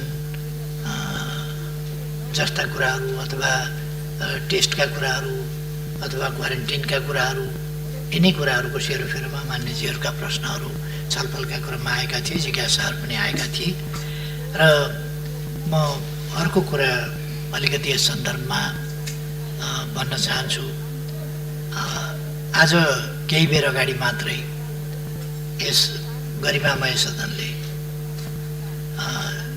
जसरी हामीले आफ्नो अतिक्रमित भूमि समेतलाई समेटेर नक्सा नेपाल सरकारले प्रकाशित गरेको थियो, नयाँ नक्सा, त्यसअनुसार हामीले हाम्रो प्रतीक चिन्हमा अथवा हाम्रो निशान छापमा संशोधन गर्न जरुरी थियो। संविधानको अनुसूची 3 संशोधन गर्न जरुरी थियो। यसमा प्रतिनिधि सभामा पनि व्यापक राष्ट्रिय सहमति देखा परेको थियो र विपक्षमा आवाज पनि आएन, विपक्षमा मतदान पनि भएन। राष्ट्रिय सभाबाट त्यस्तै जुन सोलिडारिटी देखिएको छ, ऐक्यबद्धता देखिएको छ, राष्ट्र एक भएको छ र राष्ट्र एउटा नयाँ उचाइ, नयाँ उपलब्धि इतिहासमा कि यस ढङ्गले सर्वसम्मत बनेको छ, एक ठाउँमा राष्ट्र उभिएको छ। देशलाई परेका बेला नेपाल एक ठाउँमा उभिन्छ, नेपालीहरू एक ठाउँमा उभिन्छ, राष्ट्रिय एकता कायम गर्छ। नेपालमाथि कसैले कुनै प्रकारको अन्याय गर्न खोज्यो भने त्यो सम्भव छैन। नेपालीहरूलाई विभाजित गर्न खोज्यो भने त्यो पनि सम्भव छैन। अरू साधारण कुराहरूमा, खुद्रा मसिना कुराहरूमा नेपालीहरू भिन्न भिन्न राय अभिमत जाहेर गर्लान्, तर राष्ट्रिय महत्त्वका विषयहरूमा राष्ट्रिय एकता प्रदर्शन गर्दछन् भन्ने जुन अभूतपूर्व एकता देखाएको छ, त्यसमा यस सदनले केही समय अगाडि गरेको निर्णयका लागि म सबै मान्य सदस्यहरू, सम्माननीय अध्यक्षज्यू लगायत सबै यस सभाका सदस्यहरू समेत हार्दिक धन्यवाद भन्न चाहन्छु। धेरै धेरै धन्यवाद छ साथीहरूलाई। अब यदि अहिले अझै पनि केही कुराहरू स्पष्ट रहेनन् भन्ने लाग्यो भने अथवा केही कुराहरूमा थप स्पष्टता आवश्यक छ भन्ने लाग्यो भने त्यस सम्बन्धमा स्पष्ट मैले पार्ने नै छु। मैले प्रतिनिधि सभामा यस सम्बन्धमा बोलेका कुराहरू पनि मान्यजीहरूले सुन्नै भएको छ, त्यसकारण यहाँ मैले अरू थप भनिरहनु पर्ला जस्तो लाग्दैन र अवश्य नै मान्यजीहरू स्पष्ट भएको हुनुपर्छ। यदि थप केही छ भने त्यो पनि म सुन्न र स्पष्ट पार्न तयारै छु। धन्यवाद। माननीय सदस्यहरू, सम्माननीय प्रधानमन्त्री केपी शर्मा ओलीले दिनुभएको जवाफका सम्बन्धमा स्पष्टीकरण माग गर्न चाहनुहुने माननीय सदस्यहरूलाई समय उपलब्ध गराउँछु। विनियोजन विधेयक अन्तर्गत सम्बन्धित मन्त्रालयको विनियोजन शीर्षकहरूमाथिको छलफलमा भाग लिनुभएका माननीय सदस्यहरूले मात्र स्पष्टीकरण माग गर्न पाउनुहुने बेहोरा जानकारी गराउँछु। स्पष्टीकरण माग गर्न चाहनुहुने प्रत्येक माननीय सदस्यलाई 1 मिनेटको समय निर्धारण गरेको छु। माननीय प्रमिला कुमारी।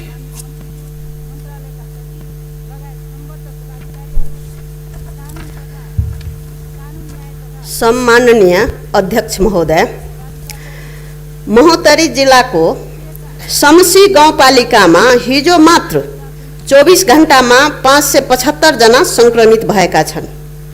यसरी तीव्र गतिले कोभिड-19 को संक्रमण कम्युनिटी ट्रान्समिसन भइरहेको अवस्थामा WHO को मापदण्ड अनुसार क्वारेन्टाइन व्यवस्थापन गर्नु, 7वटै प्रदेशको हरेक परिवारबाट कम्तीमा 1 जनालाई PCR टेस्ट गर्नु र अन्य व्यवस्थापन गर्न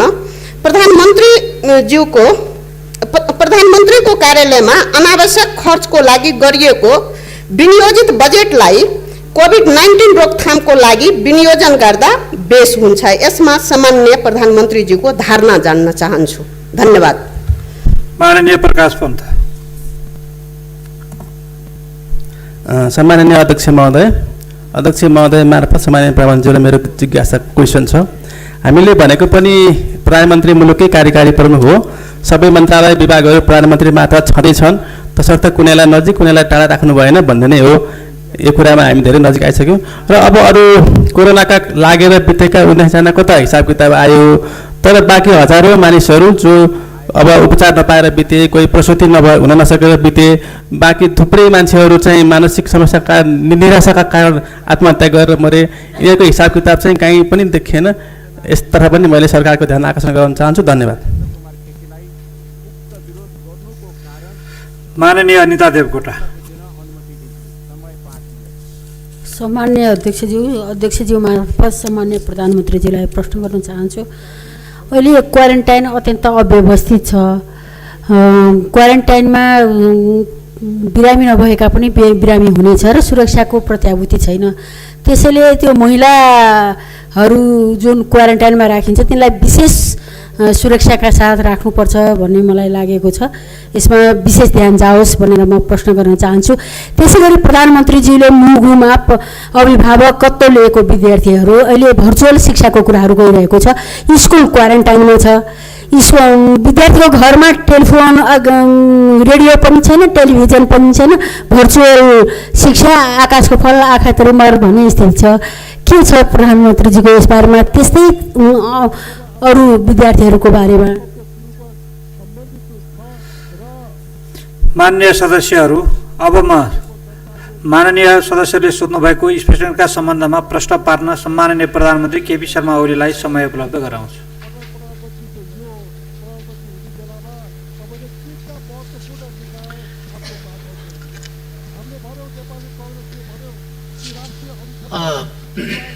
सम्माननीय अध्यक्ष महोदय, महोत्तरीको घटना भन्नुभयो क्या 575 जना हिजो मात्रै सङ्क्रमित भयो भनेर। सङ्क्रमित हिजो मात्रै भएका होइन, सङ्क्रमित फेला परेका हिजो त्यो त्यहाँ मात्रै फेला परेको सङ्ख्या यो हिजो होइन। यो महोत्तरीको सङ्ख्या हुनसक्छ, तर हिजो मात्रैको त देशभरिका क्वारेन्टाइनहरू वा अन्यत्रबाट गरिएका परीक्षणमा 500 लगभगको सङ्ख्या हिजो मात्रैको सङ्ख्या चाहिँ त्यहाँको मात्रै त्यो हुन सक्दैन। परीक्षणबाट प्राप्त भएको रिजल्ट पनि। तर जे होस् सङ्ख्या बढिरहेको छ र त्यसलाई नियन्त्रण गर्न सरकारले गम्भीरताका साथ ध्यान दिइरहेको छ, दिन्छ नै। र प्रदेश नम्बर 2 का महोत्तरी वा रौतहट जस्ता जिल्लाहरूमा थप पिसिआर मेसिन पठाउनु पर्ने, स्वाब टेस्ट गर्नुपर्ने, परीक्षण गर्नुपर्ने र क्वारेन्टाइनको उचित प्रबन्ध गर्नुपर्ने आवश्यकता त्यहाँ मात्रै होइन, विभिन्न ठाउँमा छ। क्वारेन्टाइनको WHO को के अरे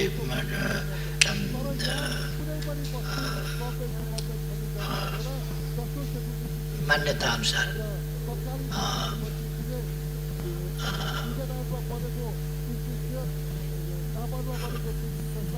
त्यस अनुसार हुन नसकेको कुरा मैले अघि नै भने कि यति ठुलो फ्लो आयो मानिसहरूको, जसबाट त्यति क्वारेन्टाइन हामी अनुमान गरौँ कि 2,44,000 मान्छे एक महिनामा आउँछ भने 2,44,000 मान्छे बस्नका लागि क्वारेन्टाइन निर्माण गर्न कति समय लाग्छ? कुनै पनि देशले सकेका छैन। कुनै पनि देशले, अमेरिकाले पनि सकेको छैन, रुसले पनि सकेको छैन, कसैले पनि सकेका छैन। र आइसोलेसनमा राख्दाखेरि पनि उनीहरूले इटली जस्तो देशले पनि सडकमा लगेर राख्नु पर्यो। आइसियुको सेवा सडकबाट दिन पर्यो। भेन्टिलेटरमा बस्न पर्ने अवस्थामा ल्याउनु, नत्र भने हस्पिटलमा ठाउँ पनि छैन, नल्याउनु बिमारी, आइसोलेसनमा बस्नु भनेर विकसित देशहरूले पनि घर पठाउने स्थिति बन्यो। हामीले अझ त्यस तहमा हात उठाइसकेका छैनौँ। अब भगवानको भरोसा छ, हामीबाट केही पनि हुन सक्दैन भनेर विभिन्न देशका कार्यकारी प्रमुखले भनेको र लाचारी प्रकट गरेको हामीले देखेका छौँ। हामीले त्यस्तो गरेका छैनौँ। हामी नियन्त्रण गर्न सक्छौँ र अहिलेको अवस्थामा जस्तो मैले यहाँ आँकडाहरू सुनाएँ, पहिले जुन जेठको महिनामा जुन आँकडाको स्थिति थियो, असारको पनि मैले 1, 2, 3 गतेको सुनाएँ, त्यसले 7,000 को आसपासमा 3 दिनमा, पहिले जेठको महिनामा या चैतदेखिको हेर्ने हो भने 7,000 को छ, जेठको महिना मात्रै हेर्ने हो भने त्योभन्दा बढीको छ दैनिक। त्यस्तो स्थितिमा अहिले अलिक तल झरेको छ र हिजोको आँकडा अनुसार लगभग 2,000 मा झरेको छ आउनेहरूको सङ्ख्या। यस ट्रेन्डलाई हेर्दाखेरि हामी श्रावणको अन्त्यतिरसम्ममा यसको पिक हुने अनुमान गर्न सक्छौँ अथवा भदौको सुरुतिर, र यो त्यसपछि ओह्रालो लाग्छ र हामी यसलाई क्रमशः नियन्त्रण गर्न सक्छौँ।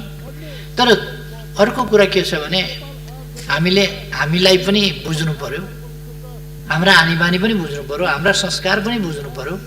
त्यसले गर्दा दसैँ तिहार र छठ जस्ता चाडहरू आउँदैछन्। सधैँ यी चाड रमाइला हुन्थे हाम्रा लागि, यसपल्ट यी चाडहरूले फेरि सङ्क्रमण बढाउँछन् भन्ने पनि अवस्था छ।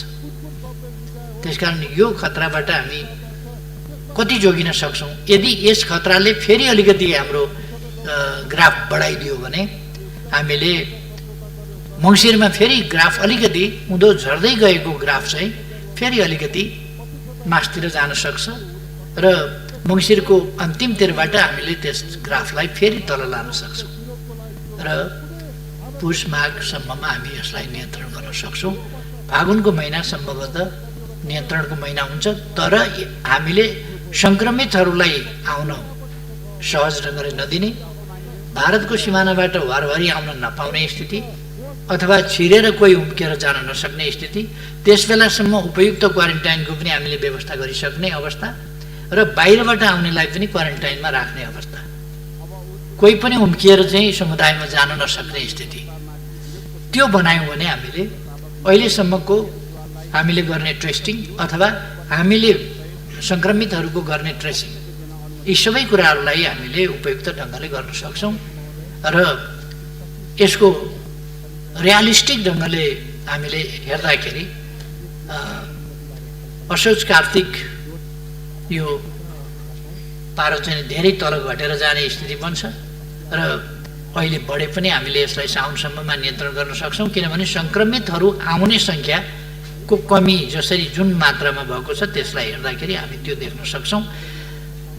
एउटा चाहिँ यो प्रधानमन्त्री कार्यालयका लागि मातहतका कार्यालयहरूमा छुट्याएको अनुपयुक्त बजेट चाहिँ नै कोरोनामा लगाउँ भन्ने, यो चाहिँ के भन्नुभएको मैले बुझिनँ। अनुपयुक्त बजेट विनियोजन गरिएको छैन। प्रधानमन्त्री कार्यालय मातहत कुनै पनि ठाउँमा अनुपयुक्त बजेट, अब प्रधानमन्त्री कार्यालय भनेपछि यसै सुन्दै रिस उठ्ने हो भने त कुनै त्यस्तो रिस उठ्नु हुँदैन, सुन्दै रिस उठ्नु पर्ने कुरा होइन त्यो। आज को छ भन्ने, कसको सरकार छ भन्ने होइन, तर जसको भए पनि प्रधानमन्त्री पनि चाहिन्छ देशलाई, प्रधानमन्त्रीको कार्यालय पनि चाहिन्छ। आज कोही मन नपर्ला तर पनि त्यहाँ गरिएको विनियोजन चाहिँ अनुपयुक्त छ भन्ने त्यस्तो होइन। त्यसकारण कोरोनामा लगाउन बजेट हामीले व्यवस्था गरेकै छौँ हाम्रो क्षमता अनुसार। हामीले के बुझ्नुपर्छ भने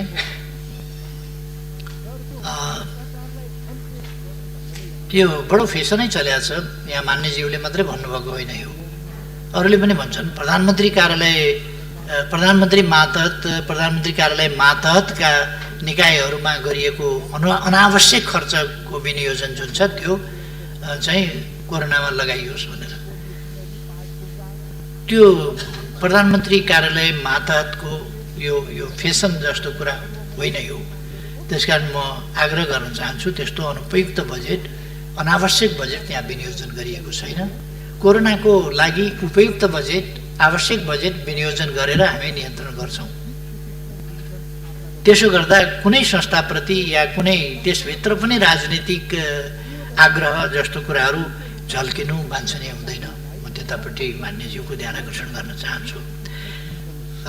मैले अघि पनि भने कोरोनाले कुनै पनि सकारात्मक योगदान गरेन। अर्को मान्यजीले गर्नुभएको प्रश्न छ कि यसले गरेन नै, र यसले शारीरिक बिरामी मात्रै होइन, मानसिक बिमारी पनि, त्रासको स्थिति पनि, जसले गर्दाखेरि मानिसहरू डिप्रेसनमा जाने, डिप्रेसनको एउटा अनेक लक्षणहरू छन् डिप्रेसनका, त्यो लक्षणमध्ये एउटा लक्षण हो मरुमरु लाग्ने। एउटा डिप्रेसनको लक्षण हुन्छ मरुमरु लाग्ने। त्यो डिप्रेसनको लक्षणबाट मानिसहरूले आत्महत्या गर्छन्। सधैँ मान्छेले आत्महत्या गर्न सक्दैन जबसम्म मान्छे डिप्रेसनमा गएको छैन या सधैँ छ, ज्यानको माया लाग्छ। जैविक प्रवृत्तिमध्ये पहिलो प्रवृत्ति हो जीवन रक्षा। पहिलो प्रवृत्ति जैविक प्रवृत्ति नै हो, मानवीय मात्रै होइन। जुनसुकै जीव, जुनसुकै जन्तु, जुनसुकै जनावर, जुनसुकै कीट, जुनसुकै पतंग हरेक बाँच्न खोज्छ। कहिले कहिले हामी उपियाँ देख्छौँ, त्यसलाई यसो औँलाले थिच्न खोज्नुहोस्, तपाईँको औँलो त्यहाँ जाने बित्तिकै छड्केतिर फुत्त उफ्रिन्छ, फेरि अर्को ठाउँ यसो थिच्न खोज्नुहोस्, अर्कोतिर फुत्त उफ्रिन्छ, किनभने त्यो बाँच्नका लागि। मैले खाना खाँदाखेरि कहिले कहिले बाहिर ब्रेकफास्ट गर्दा या खाना खाँदाखेरि बाहिर बरन्डामा खान्छु। बरन्डामा खाएपछि काग मसँग खानेकुराको सम्बन्धमा अलिकति लडाइँ गर्न आउँछ। मलाई पनि भोक लागेको छ, आफै मात्रै एक्लै बसेर खाने, ल्याउ खाना भन्न आउँछ। त्यो मैले खाना दिन्छु, तर ऊ जबसम्म सुरक्षित छु, मसँग जालझेल भएको छैन, धोका भएको छैन भन्ने यकिन हुँदैन, तबसम्म मैले खाना दिएको हुन्छु, खाँदैन। किनभने यसले मलाई कुनै ट्रिक त गरिरहेको छैन, यति नजिकै खाना दिएको छ, कसरी खाने? म खाना समाउन खोज्दाखेरि उसले मलाई समात्यो भने के गर्ने? उसले शङ्का गर्छ, यकिन गर्दैन, अनि उसले विचार गर्छ यो ज्यान खतरामा राखेर खाना काम छैन, भोक लागे पनि बरु भोकै बस्छु, बाँच्यो भने त भरे अन्त पाइन्छ खानेकुरा खाउँला, यहीँ मरियो भनेदेखि त गइगयो, खाना के खाएर अर्थ के भयो? त्यसकारण बाँच्ने पहिलो कुरा हो भन्छ र खाना मान्दैन। अनि अलिक परतिर साथ दिएपछि अब म सुरक्षित छु भन्छ र अनि खान्छ। सुरक्षा पहिलो कुरा हो। त्यसकारण पछि पछि त्यो विश्वस्त हुँदै हुँदै अहिले चाहिँ नजिक आएर त्यो सँगै मात्र होइन, खोसेर खान खोज्छ कहिले कहिले। उसलाई विश्वास भयो कि यसले मार्दैन, यसले कुनै पासो थाप्दैन, जालझेल गर्दैन भनेपछि त्यो अलिकति टेम्ड भएको छ, अलिकति घरेलुपन त्यसमा आएको छ। तर पनि ऊ पूर्ण यकिन चाहिँ गर्दैन, फेरि पनि हेर्छ, अनुहार हेर्छ, हात हेर्छ, हात चलाइ हेर्छ, उसको खानातिर मुखतिर नै लगाएको छ कि मात्रै ल्याउन खोज्दैछ त्यो हेर्छ। उतिर हात यसो गर्यो भनेदेखि ऊ फुत्त पर सरिहाल्छ। यो जैविक प्रवृत्ति मानिसमा हुन्छ। त्यसकारण मान्छे झन् सचेत हुन्छ, मर्न चाहँदै चाहँदैन, आत्महत्या गर्नै सक्दैन। बाँच्ने प्रवृत्ति मानिसको मात्रै होइन, जैविक हो, जीवमा पनि त्यो हुन्छ भने मान्छे त झन् सचेत, ऊ चाहिँ बाँच्न चाहन्छ, बाँच्न खोज्छ। त्यसकारण जब मान्छेले आत्महत्या गर्छ तब बुझ्नुपर्छ पीडाले मर्यो, के भएर मर्यो, कसो भएर मर्यो भने पनि त्यस पीडाले उसलाई पहिले डिप्रेसनमा लान्छ र डिप्रेस भएपछि मात्रै उसमा मर्ने प्रवृत्ति सुरु हुन्छ र हाबी हुन्छ। जब मर्ने प्रवृत्ति, मरुमरु लाग्ने प्रवृत्ति हाबी हुन्छ तब उसले आत्महत्या गर्छ। त्यसकारण हामीले साइकोलोजिकल ढङ्गले ट्रिट गर्ने, काउन्सिलिङ गर्ने यस्ता बेलामा जरुरी छ। त्यसै कारण हामी भनिरहेका छौँ कि टेरर, मानिसलाई टेरर हुने गरी, टेरराइज हुने गरी होइन, सतर्क हुने गरी कुरा गरौँ। हामी पनि सतर्क बसौँ, आतंकित नबनौँ। कोरोनाबाट सतर्क बसौँ, आतंकित नहौँ। यो खराब हो, यसले मार्न पनि सक्छ, तर त्यसबाट हामी बाँच्न सक्छौँ, सर्न नदिन सक्छौँ सतर्क भयौँ भने। त्यसकारण आतंकित नबनौँ। आतंकले डिप्रेसनमा लान सक्छ। यस्तो कुराहरू थुप्रै भएको छ। डिप्रेसन अब कोरोनाको कारणले डिप्रेसन भएको हुनसक्छ, अथवा कोरोनाका समयमा भएका अन्य गतिविधि, अन्य क्रियाकलाप, अन्य हिंसाजन्य कुराहरू अथवा अरू प्रकारका मानसिक दबावहरू सिर्जना भएर पनि डिप्रेसनमा गएको हुनसक्छ र आत्महत्या भएको हुनसक्छ। तर त्यो लकडाउनका कारणले होस्, अरू कारणले होस्, कोरोना लाग्ला भन्ने डरले होस्, अथवा लकडाउनको फाइदा लिएर कसैले सबलले दुर्बललाई पीडा दिएको होस्, बाँच्न कठिन बनाएको होस्, मर्यादित जीवन जिउन नदिएको होस्, जेसुकै कारणले भए पनि त्यस्ता कुराहरू हुने गरेका छन् जसप्रति सरकार अत्यन्त संवेदनशील छ। र सामाजिक काउन्सिलिङ गर्ने कुरा, आतंकित नहुने कुरा, समाजलाई सभ्य र मर्यादित ढङ्गले चलाउनुपर्छ। हामी मानव जाति चाहिँ सभ्य हुनुपर्छ, परपीडक होइन, सहयोगी हुनुपर्छ भन्ने असल चेतनाका कुराहरू सम्प्रेषण गर्ने र मानिसलाई कोरोनाबाट पनि त्यही ढङ्गको सजगता दिने, आतंक होइन। त्यस सम्बन्धमा पनि हामीले प्रयास गरेका छौँ। सञ्चार माध्यमहरूलाई पनि हामीले भनेका छौँ कि सञ्चार माध्यमहरूले सचेत बनाउने, त्रसित बनाउने होइन, मान्छेलाई उच्च मनोबलको बनाउने, आतंकित होइन, उच्च मनोबलको, कि हामी सर्नबाट रोक्न सक्छौँ, जोगिन सक्छौँ, सरिहाल्यो भने पनि त्यसलाई पराजित गर्न सक्छौँ। नेपालीमा इम्युन सिस्टम धेरै राम्रो छ भनेर मैले धेरैपल्ट सकारण भनेको छु। सकारण, त्यसका तर्कहरू छन्। कतिपयले इम्युन सिस्टम बुझेका छैनन्। नेपालीहरूमा असाधारण इम्युन सिस्टम छ। एकाध उस्तै कमजोर भएका मान्छे, इम्युन सप्रेस गरेका मान्छे, त्यस्तोहरूलाई मात्रै खतरा हुनसक्छ। नत्र भने साधारणतया भन्ने हो भने नेपालीहरूमा जुन इम्युन सिस्टम छ त्यो लागेर पनि त्यसले लगिहाल्न सक्छ भन्ने कुरा छैन, होइन। त्यसै कारण 7177 जना सङ्क्रमित हुँदा जम्मा 20 जना, त्यो पनि अन्य रोगले गर्दा। यो कोरोना लागेपछि अब WHO को भनाइअनुसार हामीले एउटा त्यो मापदण्डलाई मान्न पर्ने कि त्यो लागेपछि त्यसैको टाउकोमा हालिदिनु पर्ने भएको हुनाले यो 20 को सङ्ख्या भएको। अझै पनि म त्यो दोहोऱ्याउन चाहन्छु, त्यो सत्य हो त्यो कुरा। र नत्र भने हाम्रो साह्रै सानो सङ्ख्या होला। यति हामीले 1167 जना त निको पारेर घर पठाइसकेका छौँ। अर्थात् यो निको हुँदो रहेछ नि, निको हुन्छ। 1-2 जना बितेको भए पनि 1167 जना त निको भएर घर गए, अथवा निको भएर घर जान्छन्। 81-82 वर्षको उमेरको ज्येष्ठ नागरिक महिला निको भएर घर जानुभयो। 64 वर्षको ब्लड प्रेसर भएका बिरामीहरू, उच्च रक्तचाप भएका बिमारीहरू, दमका बिमारीहरू, अरू विभिन्न बिमारीहरू भएकालाई गाह्रो पर्छ भनेको पनि नेपालमा त्यस्ता बिमारी, खोइ म त दमको बिमारी थिएँ, यस्तो थियो, तर पनि उच्च रक्तचाप पनि थियो, तर पनि मजाले तातो पानी खाने गरेँ, निको भएर पो आएँ भन्ने बुढाबुढीहरू हामीले भेटिरहेका छौँ। त्यसकारण नेपालीहरूमा इम्युन सिस्टम धेरै धरो छ र हाम्रो उपचार पद्धति, प्रवृत्ति पनि भरसक राम्रो छ। तर यसको औषधि छैन। त्यसकारण पर्खिने र प्रतिरोध गर्ने नै यसको, त्यसका निम्ति कसरी प्रतिरोध क्षमता बढाउने त्यस सम्बन्धमा मैले प्रतिनिधि सभामा पनि, सायद राष्ट्रिय सभामा पनि अगाडि पनि मैले बोले होला। कसरी इम्युन सिस्टम चाहिँ दह्रो हुन्छ, दह्रो बनाउन सकिन्छ भन्ने कुराहरू 5वटा टिप्सको बारेमा मैले कुरा गरेँ होला।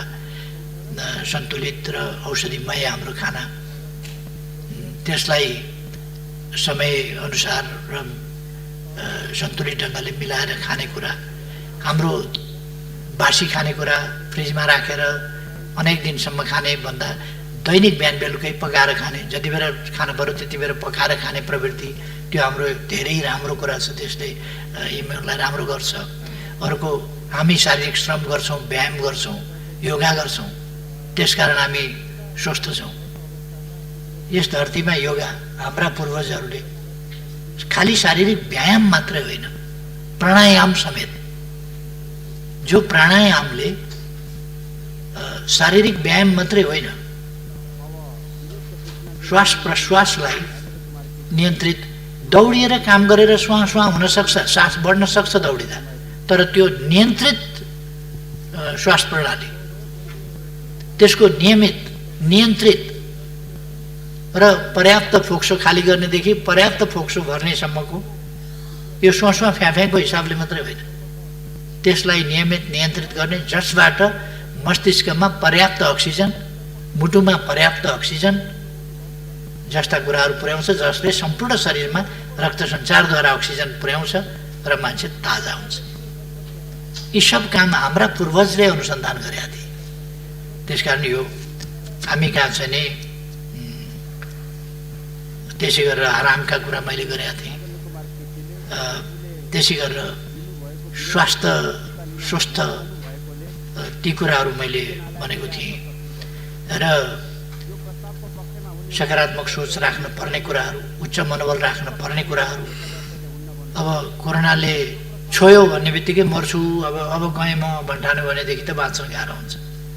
कोरोना भनेको एउटा रुगाखोकी जस्तो लागिहाल्यो भने हाछ्यौँ साछ्यौँ गर्नुपर्छ, तातो पानी खानुपर्छ, उडाइदिनुपर्छ। त्यो हिसाबले सोच्नुपर्छ, उच्च मनोबल राख्नुपर्छ। कोरोनाले लान सक्दैन, लागिहाल्यो भने त्यो मनोबल राख्नुपर्छ। अब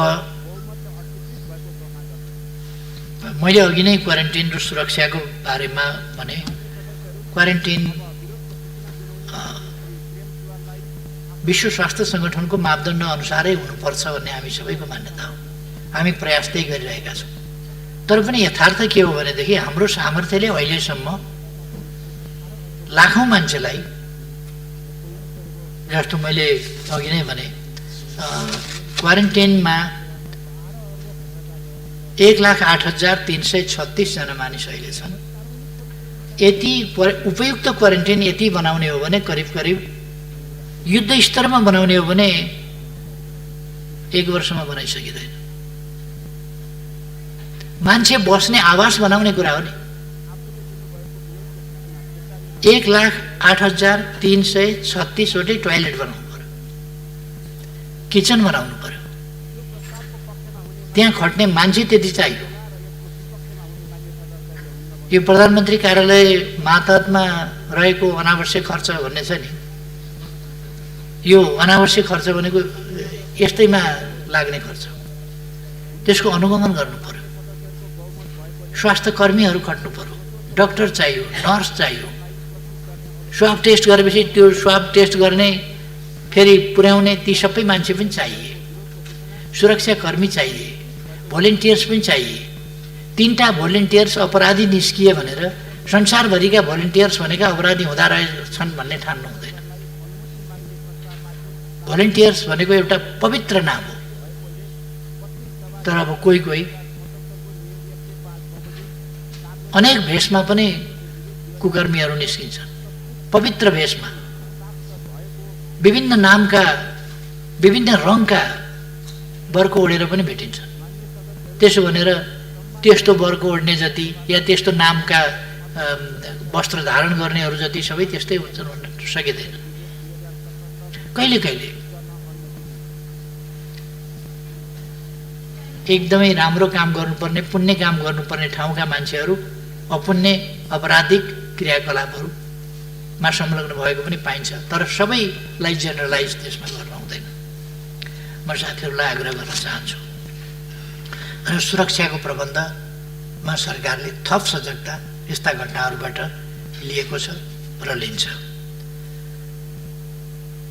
एउटा अत्यन्त राम्रो प्रश्न गर्नुभएको छ।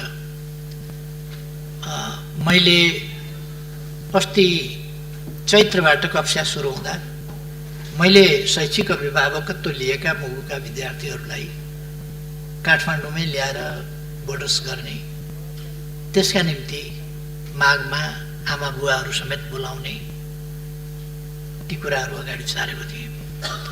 यहाँ फागुनमा उहाँहरूलाई बोलाउने र उहाँहरूले पनि बस्ने ठाउँ, स्कुल, बोर्डर्स कहाँ गरिन्छ त्यो हेर्ने, र मैले त्यसै गरी सिरामा शैक्षिक अभिभावकत्व लिएका विद्यार्थीहरूलाई पनि त्यसै गरी पढाउने भन्ने सोचेका थिएँ। तर यो क्वारेन्टाइनको कारणले, लकडाउनको कारणले, आदि कारणले ती विद्यार्थीहरू पनि र अरू पनि त्यस्तैमा परेका छन्। अर्को, हामीले अस्ति 1 गतेबाट अनलाइन शिक्षा आदि भनेर सुरु गऱ्यौँ। तर नेपालको सुविधा, सहुलियत, पहुँच यी सबै कुरा समान छैनन् र सबै ठाउँमा पुर्याउन सकिएको छैन। त्यसकारण सबैलाई भएन भने कसैलाई पनि नगर्ने भन्न सकिँदैन। त्यसकारण हुन सकेका ठाउँहरूमा हामीले अनलाइन शिक्षा, अफलाइन शिक्षा, टेलिभिजन शिक्षा, रेडियो शिक्षा, विभिन्न ढङ्गले शिक्षा उपलब्ध गराउने ती कामहरू गरेका छौँ। जहाँ इन्टरनेट छैन त्यहाँ इन्टरनेट पुर्याउने कोसिस गरेका छौँ। तर सबै ठाउँमा कम्प्युटर, सबै ठाउँमा टेलिभिजन, सबै ठाउँमा टेलिभिजनको पहुँच अथवा त्यसको टावर, त्यसको प्रसारणको क्षमता आदि कुराहरू नै नपुगेका त्यस्ता ठाउँहरू छन् र इन्टरनेट नपुगेका ठाउँहरू छन्। त त्यस्ता ठाउँहरूका विद्यार्थीहरूप्रति हामी चिन्तित छौँ। कसरी त्यसमा पुरा गर्न सकिन्छ भन्ने कुराहरू यहाँले ध्यानाकर्षण गर्नुभयो। मैले आफूले शैक्षिक अभिभावकत्व लिएका विद्यार्थीहरूको बारेमा मलाई सम्झना छ, मैले बिर्सिएको छैन र ती विद्यार्थीहरूको खबर यहाँहरूले सुन्दै जानुहुनेछ भविष्यमा। मेरो विश्वास छ तिनीहरू त्यसै अनुसारको प्रगति गर्दै अगाडि बढ्नेछ। अरू ठाउँमा पनि मैले गरिब बालबालिकाहरूको कसरी उत्थान गर्न सकिन्छ, तिनीहरूलाई गरिबीबाट कसरी उन्मुक्त गर्न सकिन्छ र तिनीहरूको उज्जवल भविष्य कसरी बनाउन सकिन्छ, तिनीहरूलाई प्रतिस्पर्धी क्षमताका नागरिक, विश्वमै प्रतिस्पर्धी क्षमताका नागरिक कसरी बनाउन सकिन्छ हाम्रा देशका तमाम बालबालिकालाई, त्यतापट्टि पनि मेरो ध्यान गएको छ र सरकारको ध्यान गएको छ। तदनुसार हामी प्रयासहरू अगाडि बढाइरहेका थियौँ। आगामी वर्ष हामीले यस वर्ष यो नयाँ आर्थिक वर्षमा देशलाई साक्षर घोषणा गर्ने योजना बनाएका थियौँ। तर मलाई लाग्छ यस वर्ष हामीले साक्षर बनाउन सम्भवतः सक्दैनौँ, अर्को 1 साल पर्खिनुपर्छ जस्तो लाग्छ। त्यसकारण अहिलेको सरकार कुनै अव्यावहारिक कुराहरू गरिरहेको छैन। जस्तो हामीले यसै वर्ष साक्षर बनाउने भने पनि यस वर्ष साक्षर बनाउन सम्भव नहुन सक्ने अवस्था रहेको कुरा म साथीहरूमा जानकारी गराउन चाहन्छु। अर्को वर्ष सायद हामीले पर्खिनुपर्छ। तर फेरि अर्को एउटा ऐतिहासिक काम हामी गर्नेछौँ। अर्को वर्ष, अर्को आर्थिक वर्षबाट हामीले नेपाल निरक्षरता नभएको साक्षरहरूको, पढे लेखेका मान्छेहरूकै देश हो भनेर गर्व गर्ने ठाउँमा नेपाललाई 1 सिडी फेरि माथि उठाउन सक्छौँ। अनेक क्षेत्रमा हामीले माथि उठाएका छौँ। हामीले एउटा खुल्ला ठाउँमा शौच गर्ने खालको जुन एउटा स्तर थियो समाजको, त्यसलाई माथि उठाएर अब अनिवार्य रूपमा हरेकले शौचालयको प्रयोग गर्न सक्ने, पाउने र गर्ने प्रवृत्ति र सुविधा त्यस ठाउँमा देशलाई पुर्याएका छौँ र एउटा सभ्यताको माथिल्लो सिँढीमा उठाएका छौँ। अघि मैले भने सभ्यताका यस्ता थुप्रै सिँढीहरू, थुप्रै युगहरूलाई हामीले परिवर्तन गरिदिएका छौँ। सडकमा भिखारी देखिने युग समाप्त भएको छ, बालबालिका सडकमा देखिने युग समाप्त भएको छ, भिख मङ्गा सडकमा देखिने युग समाप्त भएको छ, सडक मानव देखिने युग समाप्त भएको छ र अब यसै गरी निरक्षर देश भन्ने मापदण्ड त्यो पनि 1 स्तर माथि देश उठ्नेछ र हामीले दिगो विकास लक्ष्यका मापदण्डहरूमा थुप्रै मापदण्डहरूमा हाम्रो रेकर्ड राम्रो छ। नीति कार्यक्रम र बजेटमा पनि आइसकेको कुरा हो। हाम्रा प्रमुख मापदण्डहरूमा 14वटा मापदण्डमा हामी अगाडि छौँ र नेपालको प्रगति उल्लेखनीय छ। र यस्ता मापदण्डहरूका आधारमा हामी थुप्रै ठाउँमा प्रशंसित पनि भएका छौँ। नेपाल, हाम्रो प्रगति, हाम्रो लोकतन्त्र, यस लोकतन्त्रले दिएका उपलब्धि, यस लोकतन्त्रमा स्मुथली हामीले समाज परिवर्तनको क्रमलाई अगाडि लगेका कुरा, सङ्घीयता कार्यान्वयनको कुरा, संविधान कार्यान्वयनको कुरा जुन स्मुथनेसका साथ हामीले लगेका छौँ त्यसलाई संसारले प्रशंसा गरेका छ। हामीले हिंसाको अन्त्य गरेर शान्तिको दिशामा जुन प्रगति गरेका छौँ, शान्ति प्रक्रियालाई जसरी प्रारम्भ गऱ्यौँ, अगाडि बढायौँ र समाजमा शान्ति स्थापना गऱ्यौँ, यी कुराहरू अगाडि बढेका छन्। अब अहिले केहीहरूले हल्ला चलाएका छन्, पढ्न अल्छी लाग्छ कि क्या हो। एमसीसी पढेका मान्छे मैले त्यति भेटिनँ। एमसीसी सम्झौता खोजेर ल्याएर पढे हुन्छ, पढ्ने भन्दा हल्लाका भरमा कुद्ने र जसरी भए पनि विरोध गर्न पाए भयो भन्ने कस्तो चिन्तन। खुट्टाले टेकेर हिँड्न छोडेर टाउकाले टेकेर त्यो हातले टेकेर खुट्टा ठाडा पारेर हिँड्ने अभ्यास गर्न किन जरुरी छ? खुट्टैले टेकेर हिँड्नुपर्छ। खुट्टाले टेकेर हिँड्ने भनेको जे त्यसमा प्रबन्ध छ त्यो प्रबन्ध पढेर त्यो प्रबन्धमा ठिक बेठिक यहाँ छ भनेर भन्नु चाहिँ एउटा कुरा हो। लहै लहैमा लौ अमेरिकी सेना आउने भयो, कहाँ पढ्छन्, के पढ्छन्, अचम्म लाग्छ मलाई। कागले कान लगो भन्दाखेरि लाँदा त दुख्छ होला नि अलिकति, त्यो दुख्या छैन भने होइन होला त भन्ने थाहा पाउनु पऱ्यो नि पहिले। दुख्या छैन तैपनि सुटुकै लगेछ कि भन्ने हो भने पनि छाम्नु पऱ्यो नि कान छ कि छैन यहाँ भनेर। दुखे पनि वास्ता नगर्ने, छ कि छैन पनि नछाम्ने अनि लय लयमा कुद्ने, यो प्रवृत्ति बडा अचम्म लाग्छ मलाई।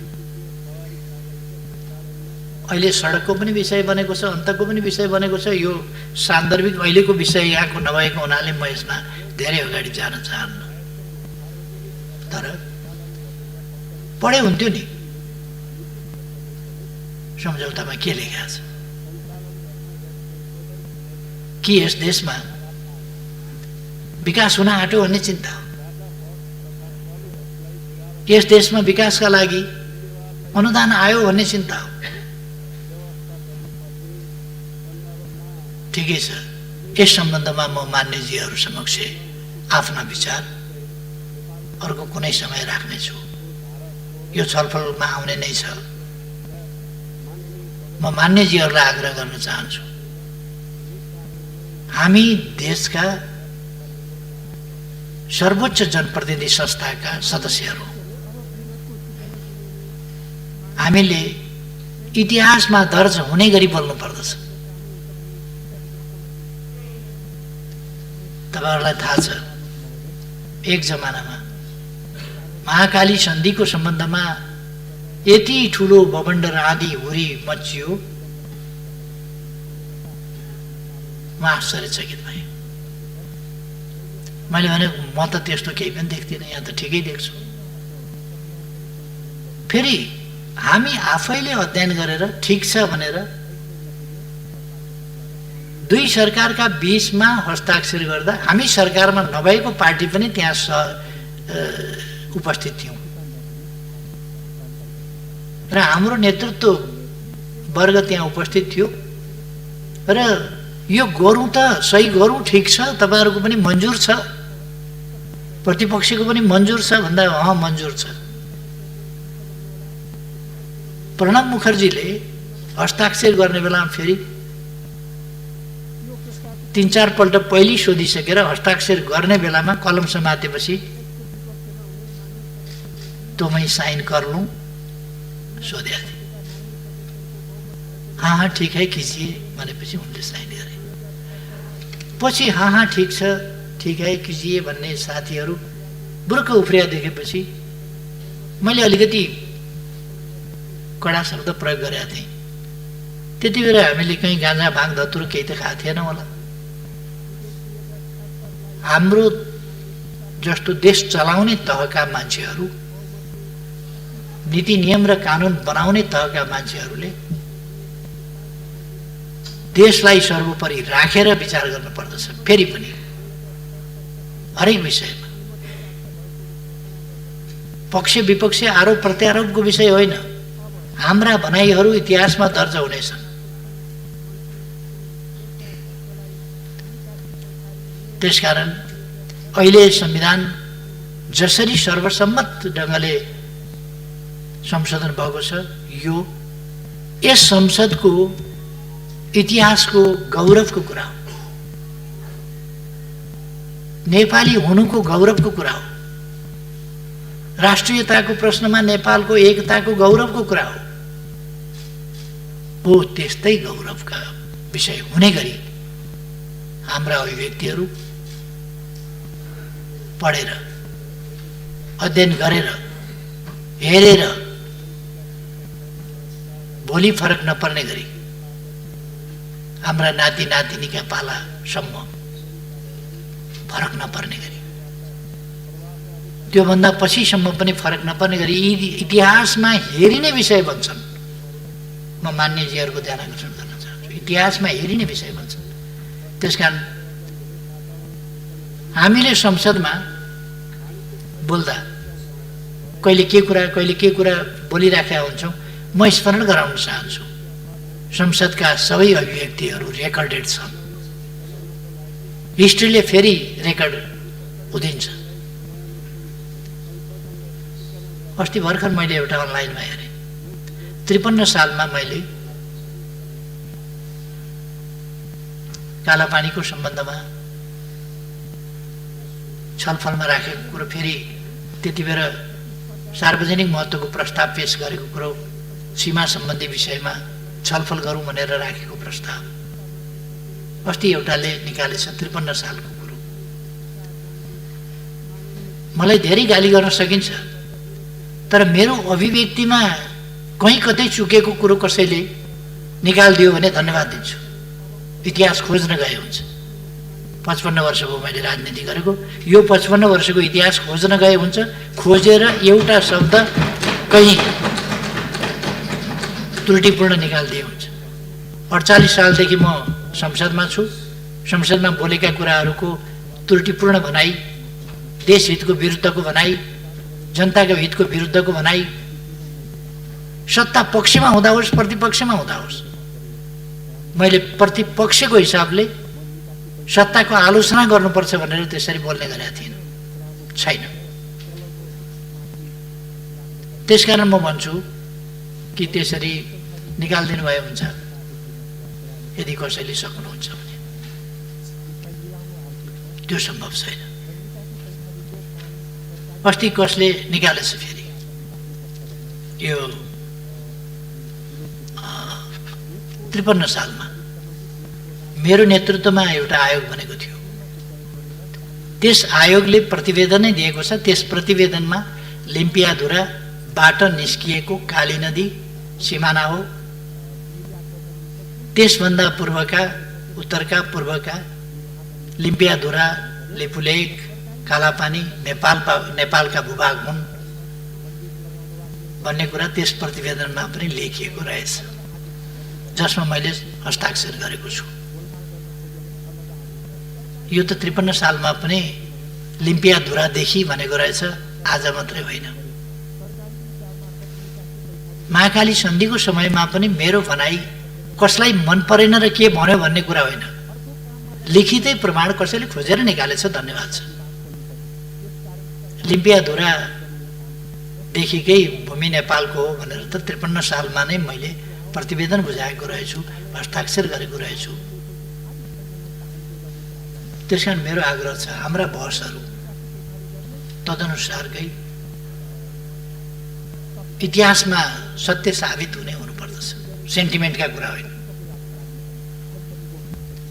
हामीसँग हाम्रो परराष्ट्र नीति हुनुपर्दछ, हामीसँग लगानी नीति हुनुपर्दछ, हामीसँग अनुदान कस्ता स्वीकार्ने अस्वीकार्ने ती नीति हुनुपर्दछ। हामीले बोल्दाखेरि यस्ता कुराहरू सबैको सुस्थिर विश्लेषणका साथ बोल्नुपर्दछ। त्यतापट्टि म साथीहरूको ध्यान आकर्षण गर्न चाहन्छु। र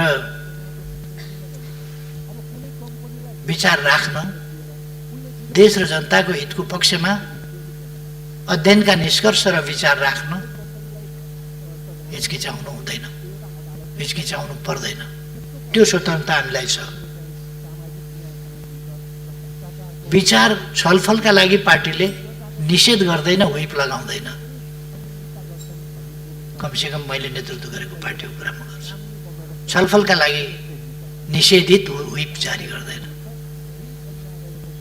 कहिले कहिले मतदानका लागि व्हिप जारी गर्न सक्छ, कहिले कहिले त्यो पनि गर्दैन। जे होस्, म मान्यज्यूहरूलाई धन्यवाद भन्न चाहन्छु। यस दिशामा हामीले हाम्रो संसदलाई, सिङ्गो संसदलाई, सिङ्गो सङ्घीय संसदलाई, त्यो प्रतिनिधि सभा होस् वा राष्ट्रिय सभा, यसलाई गरिमामय, जनताको नजरमा विश्वसनीय, अत्यन्तै फलदायी, देश र जनताका हितमा साँचो अर्थमा सजग ढङ्गले उभिने संस्थाको रूपमा अगाडि लानुपर्छ। र म मान्यजीहरूको जुन प्रयास छ त्यसलाई धन्यवाद भन्न चाहन्छु र आफ्नो भनाइ टुङ्ग्याउँछु। धन्यवाद।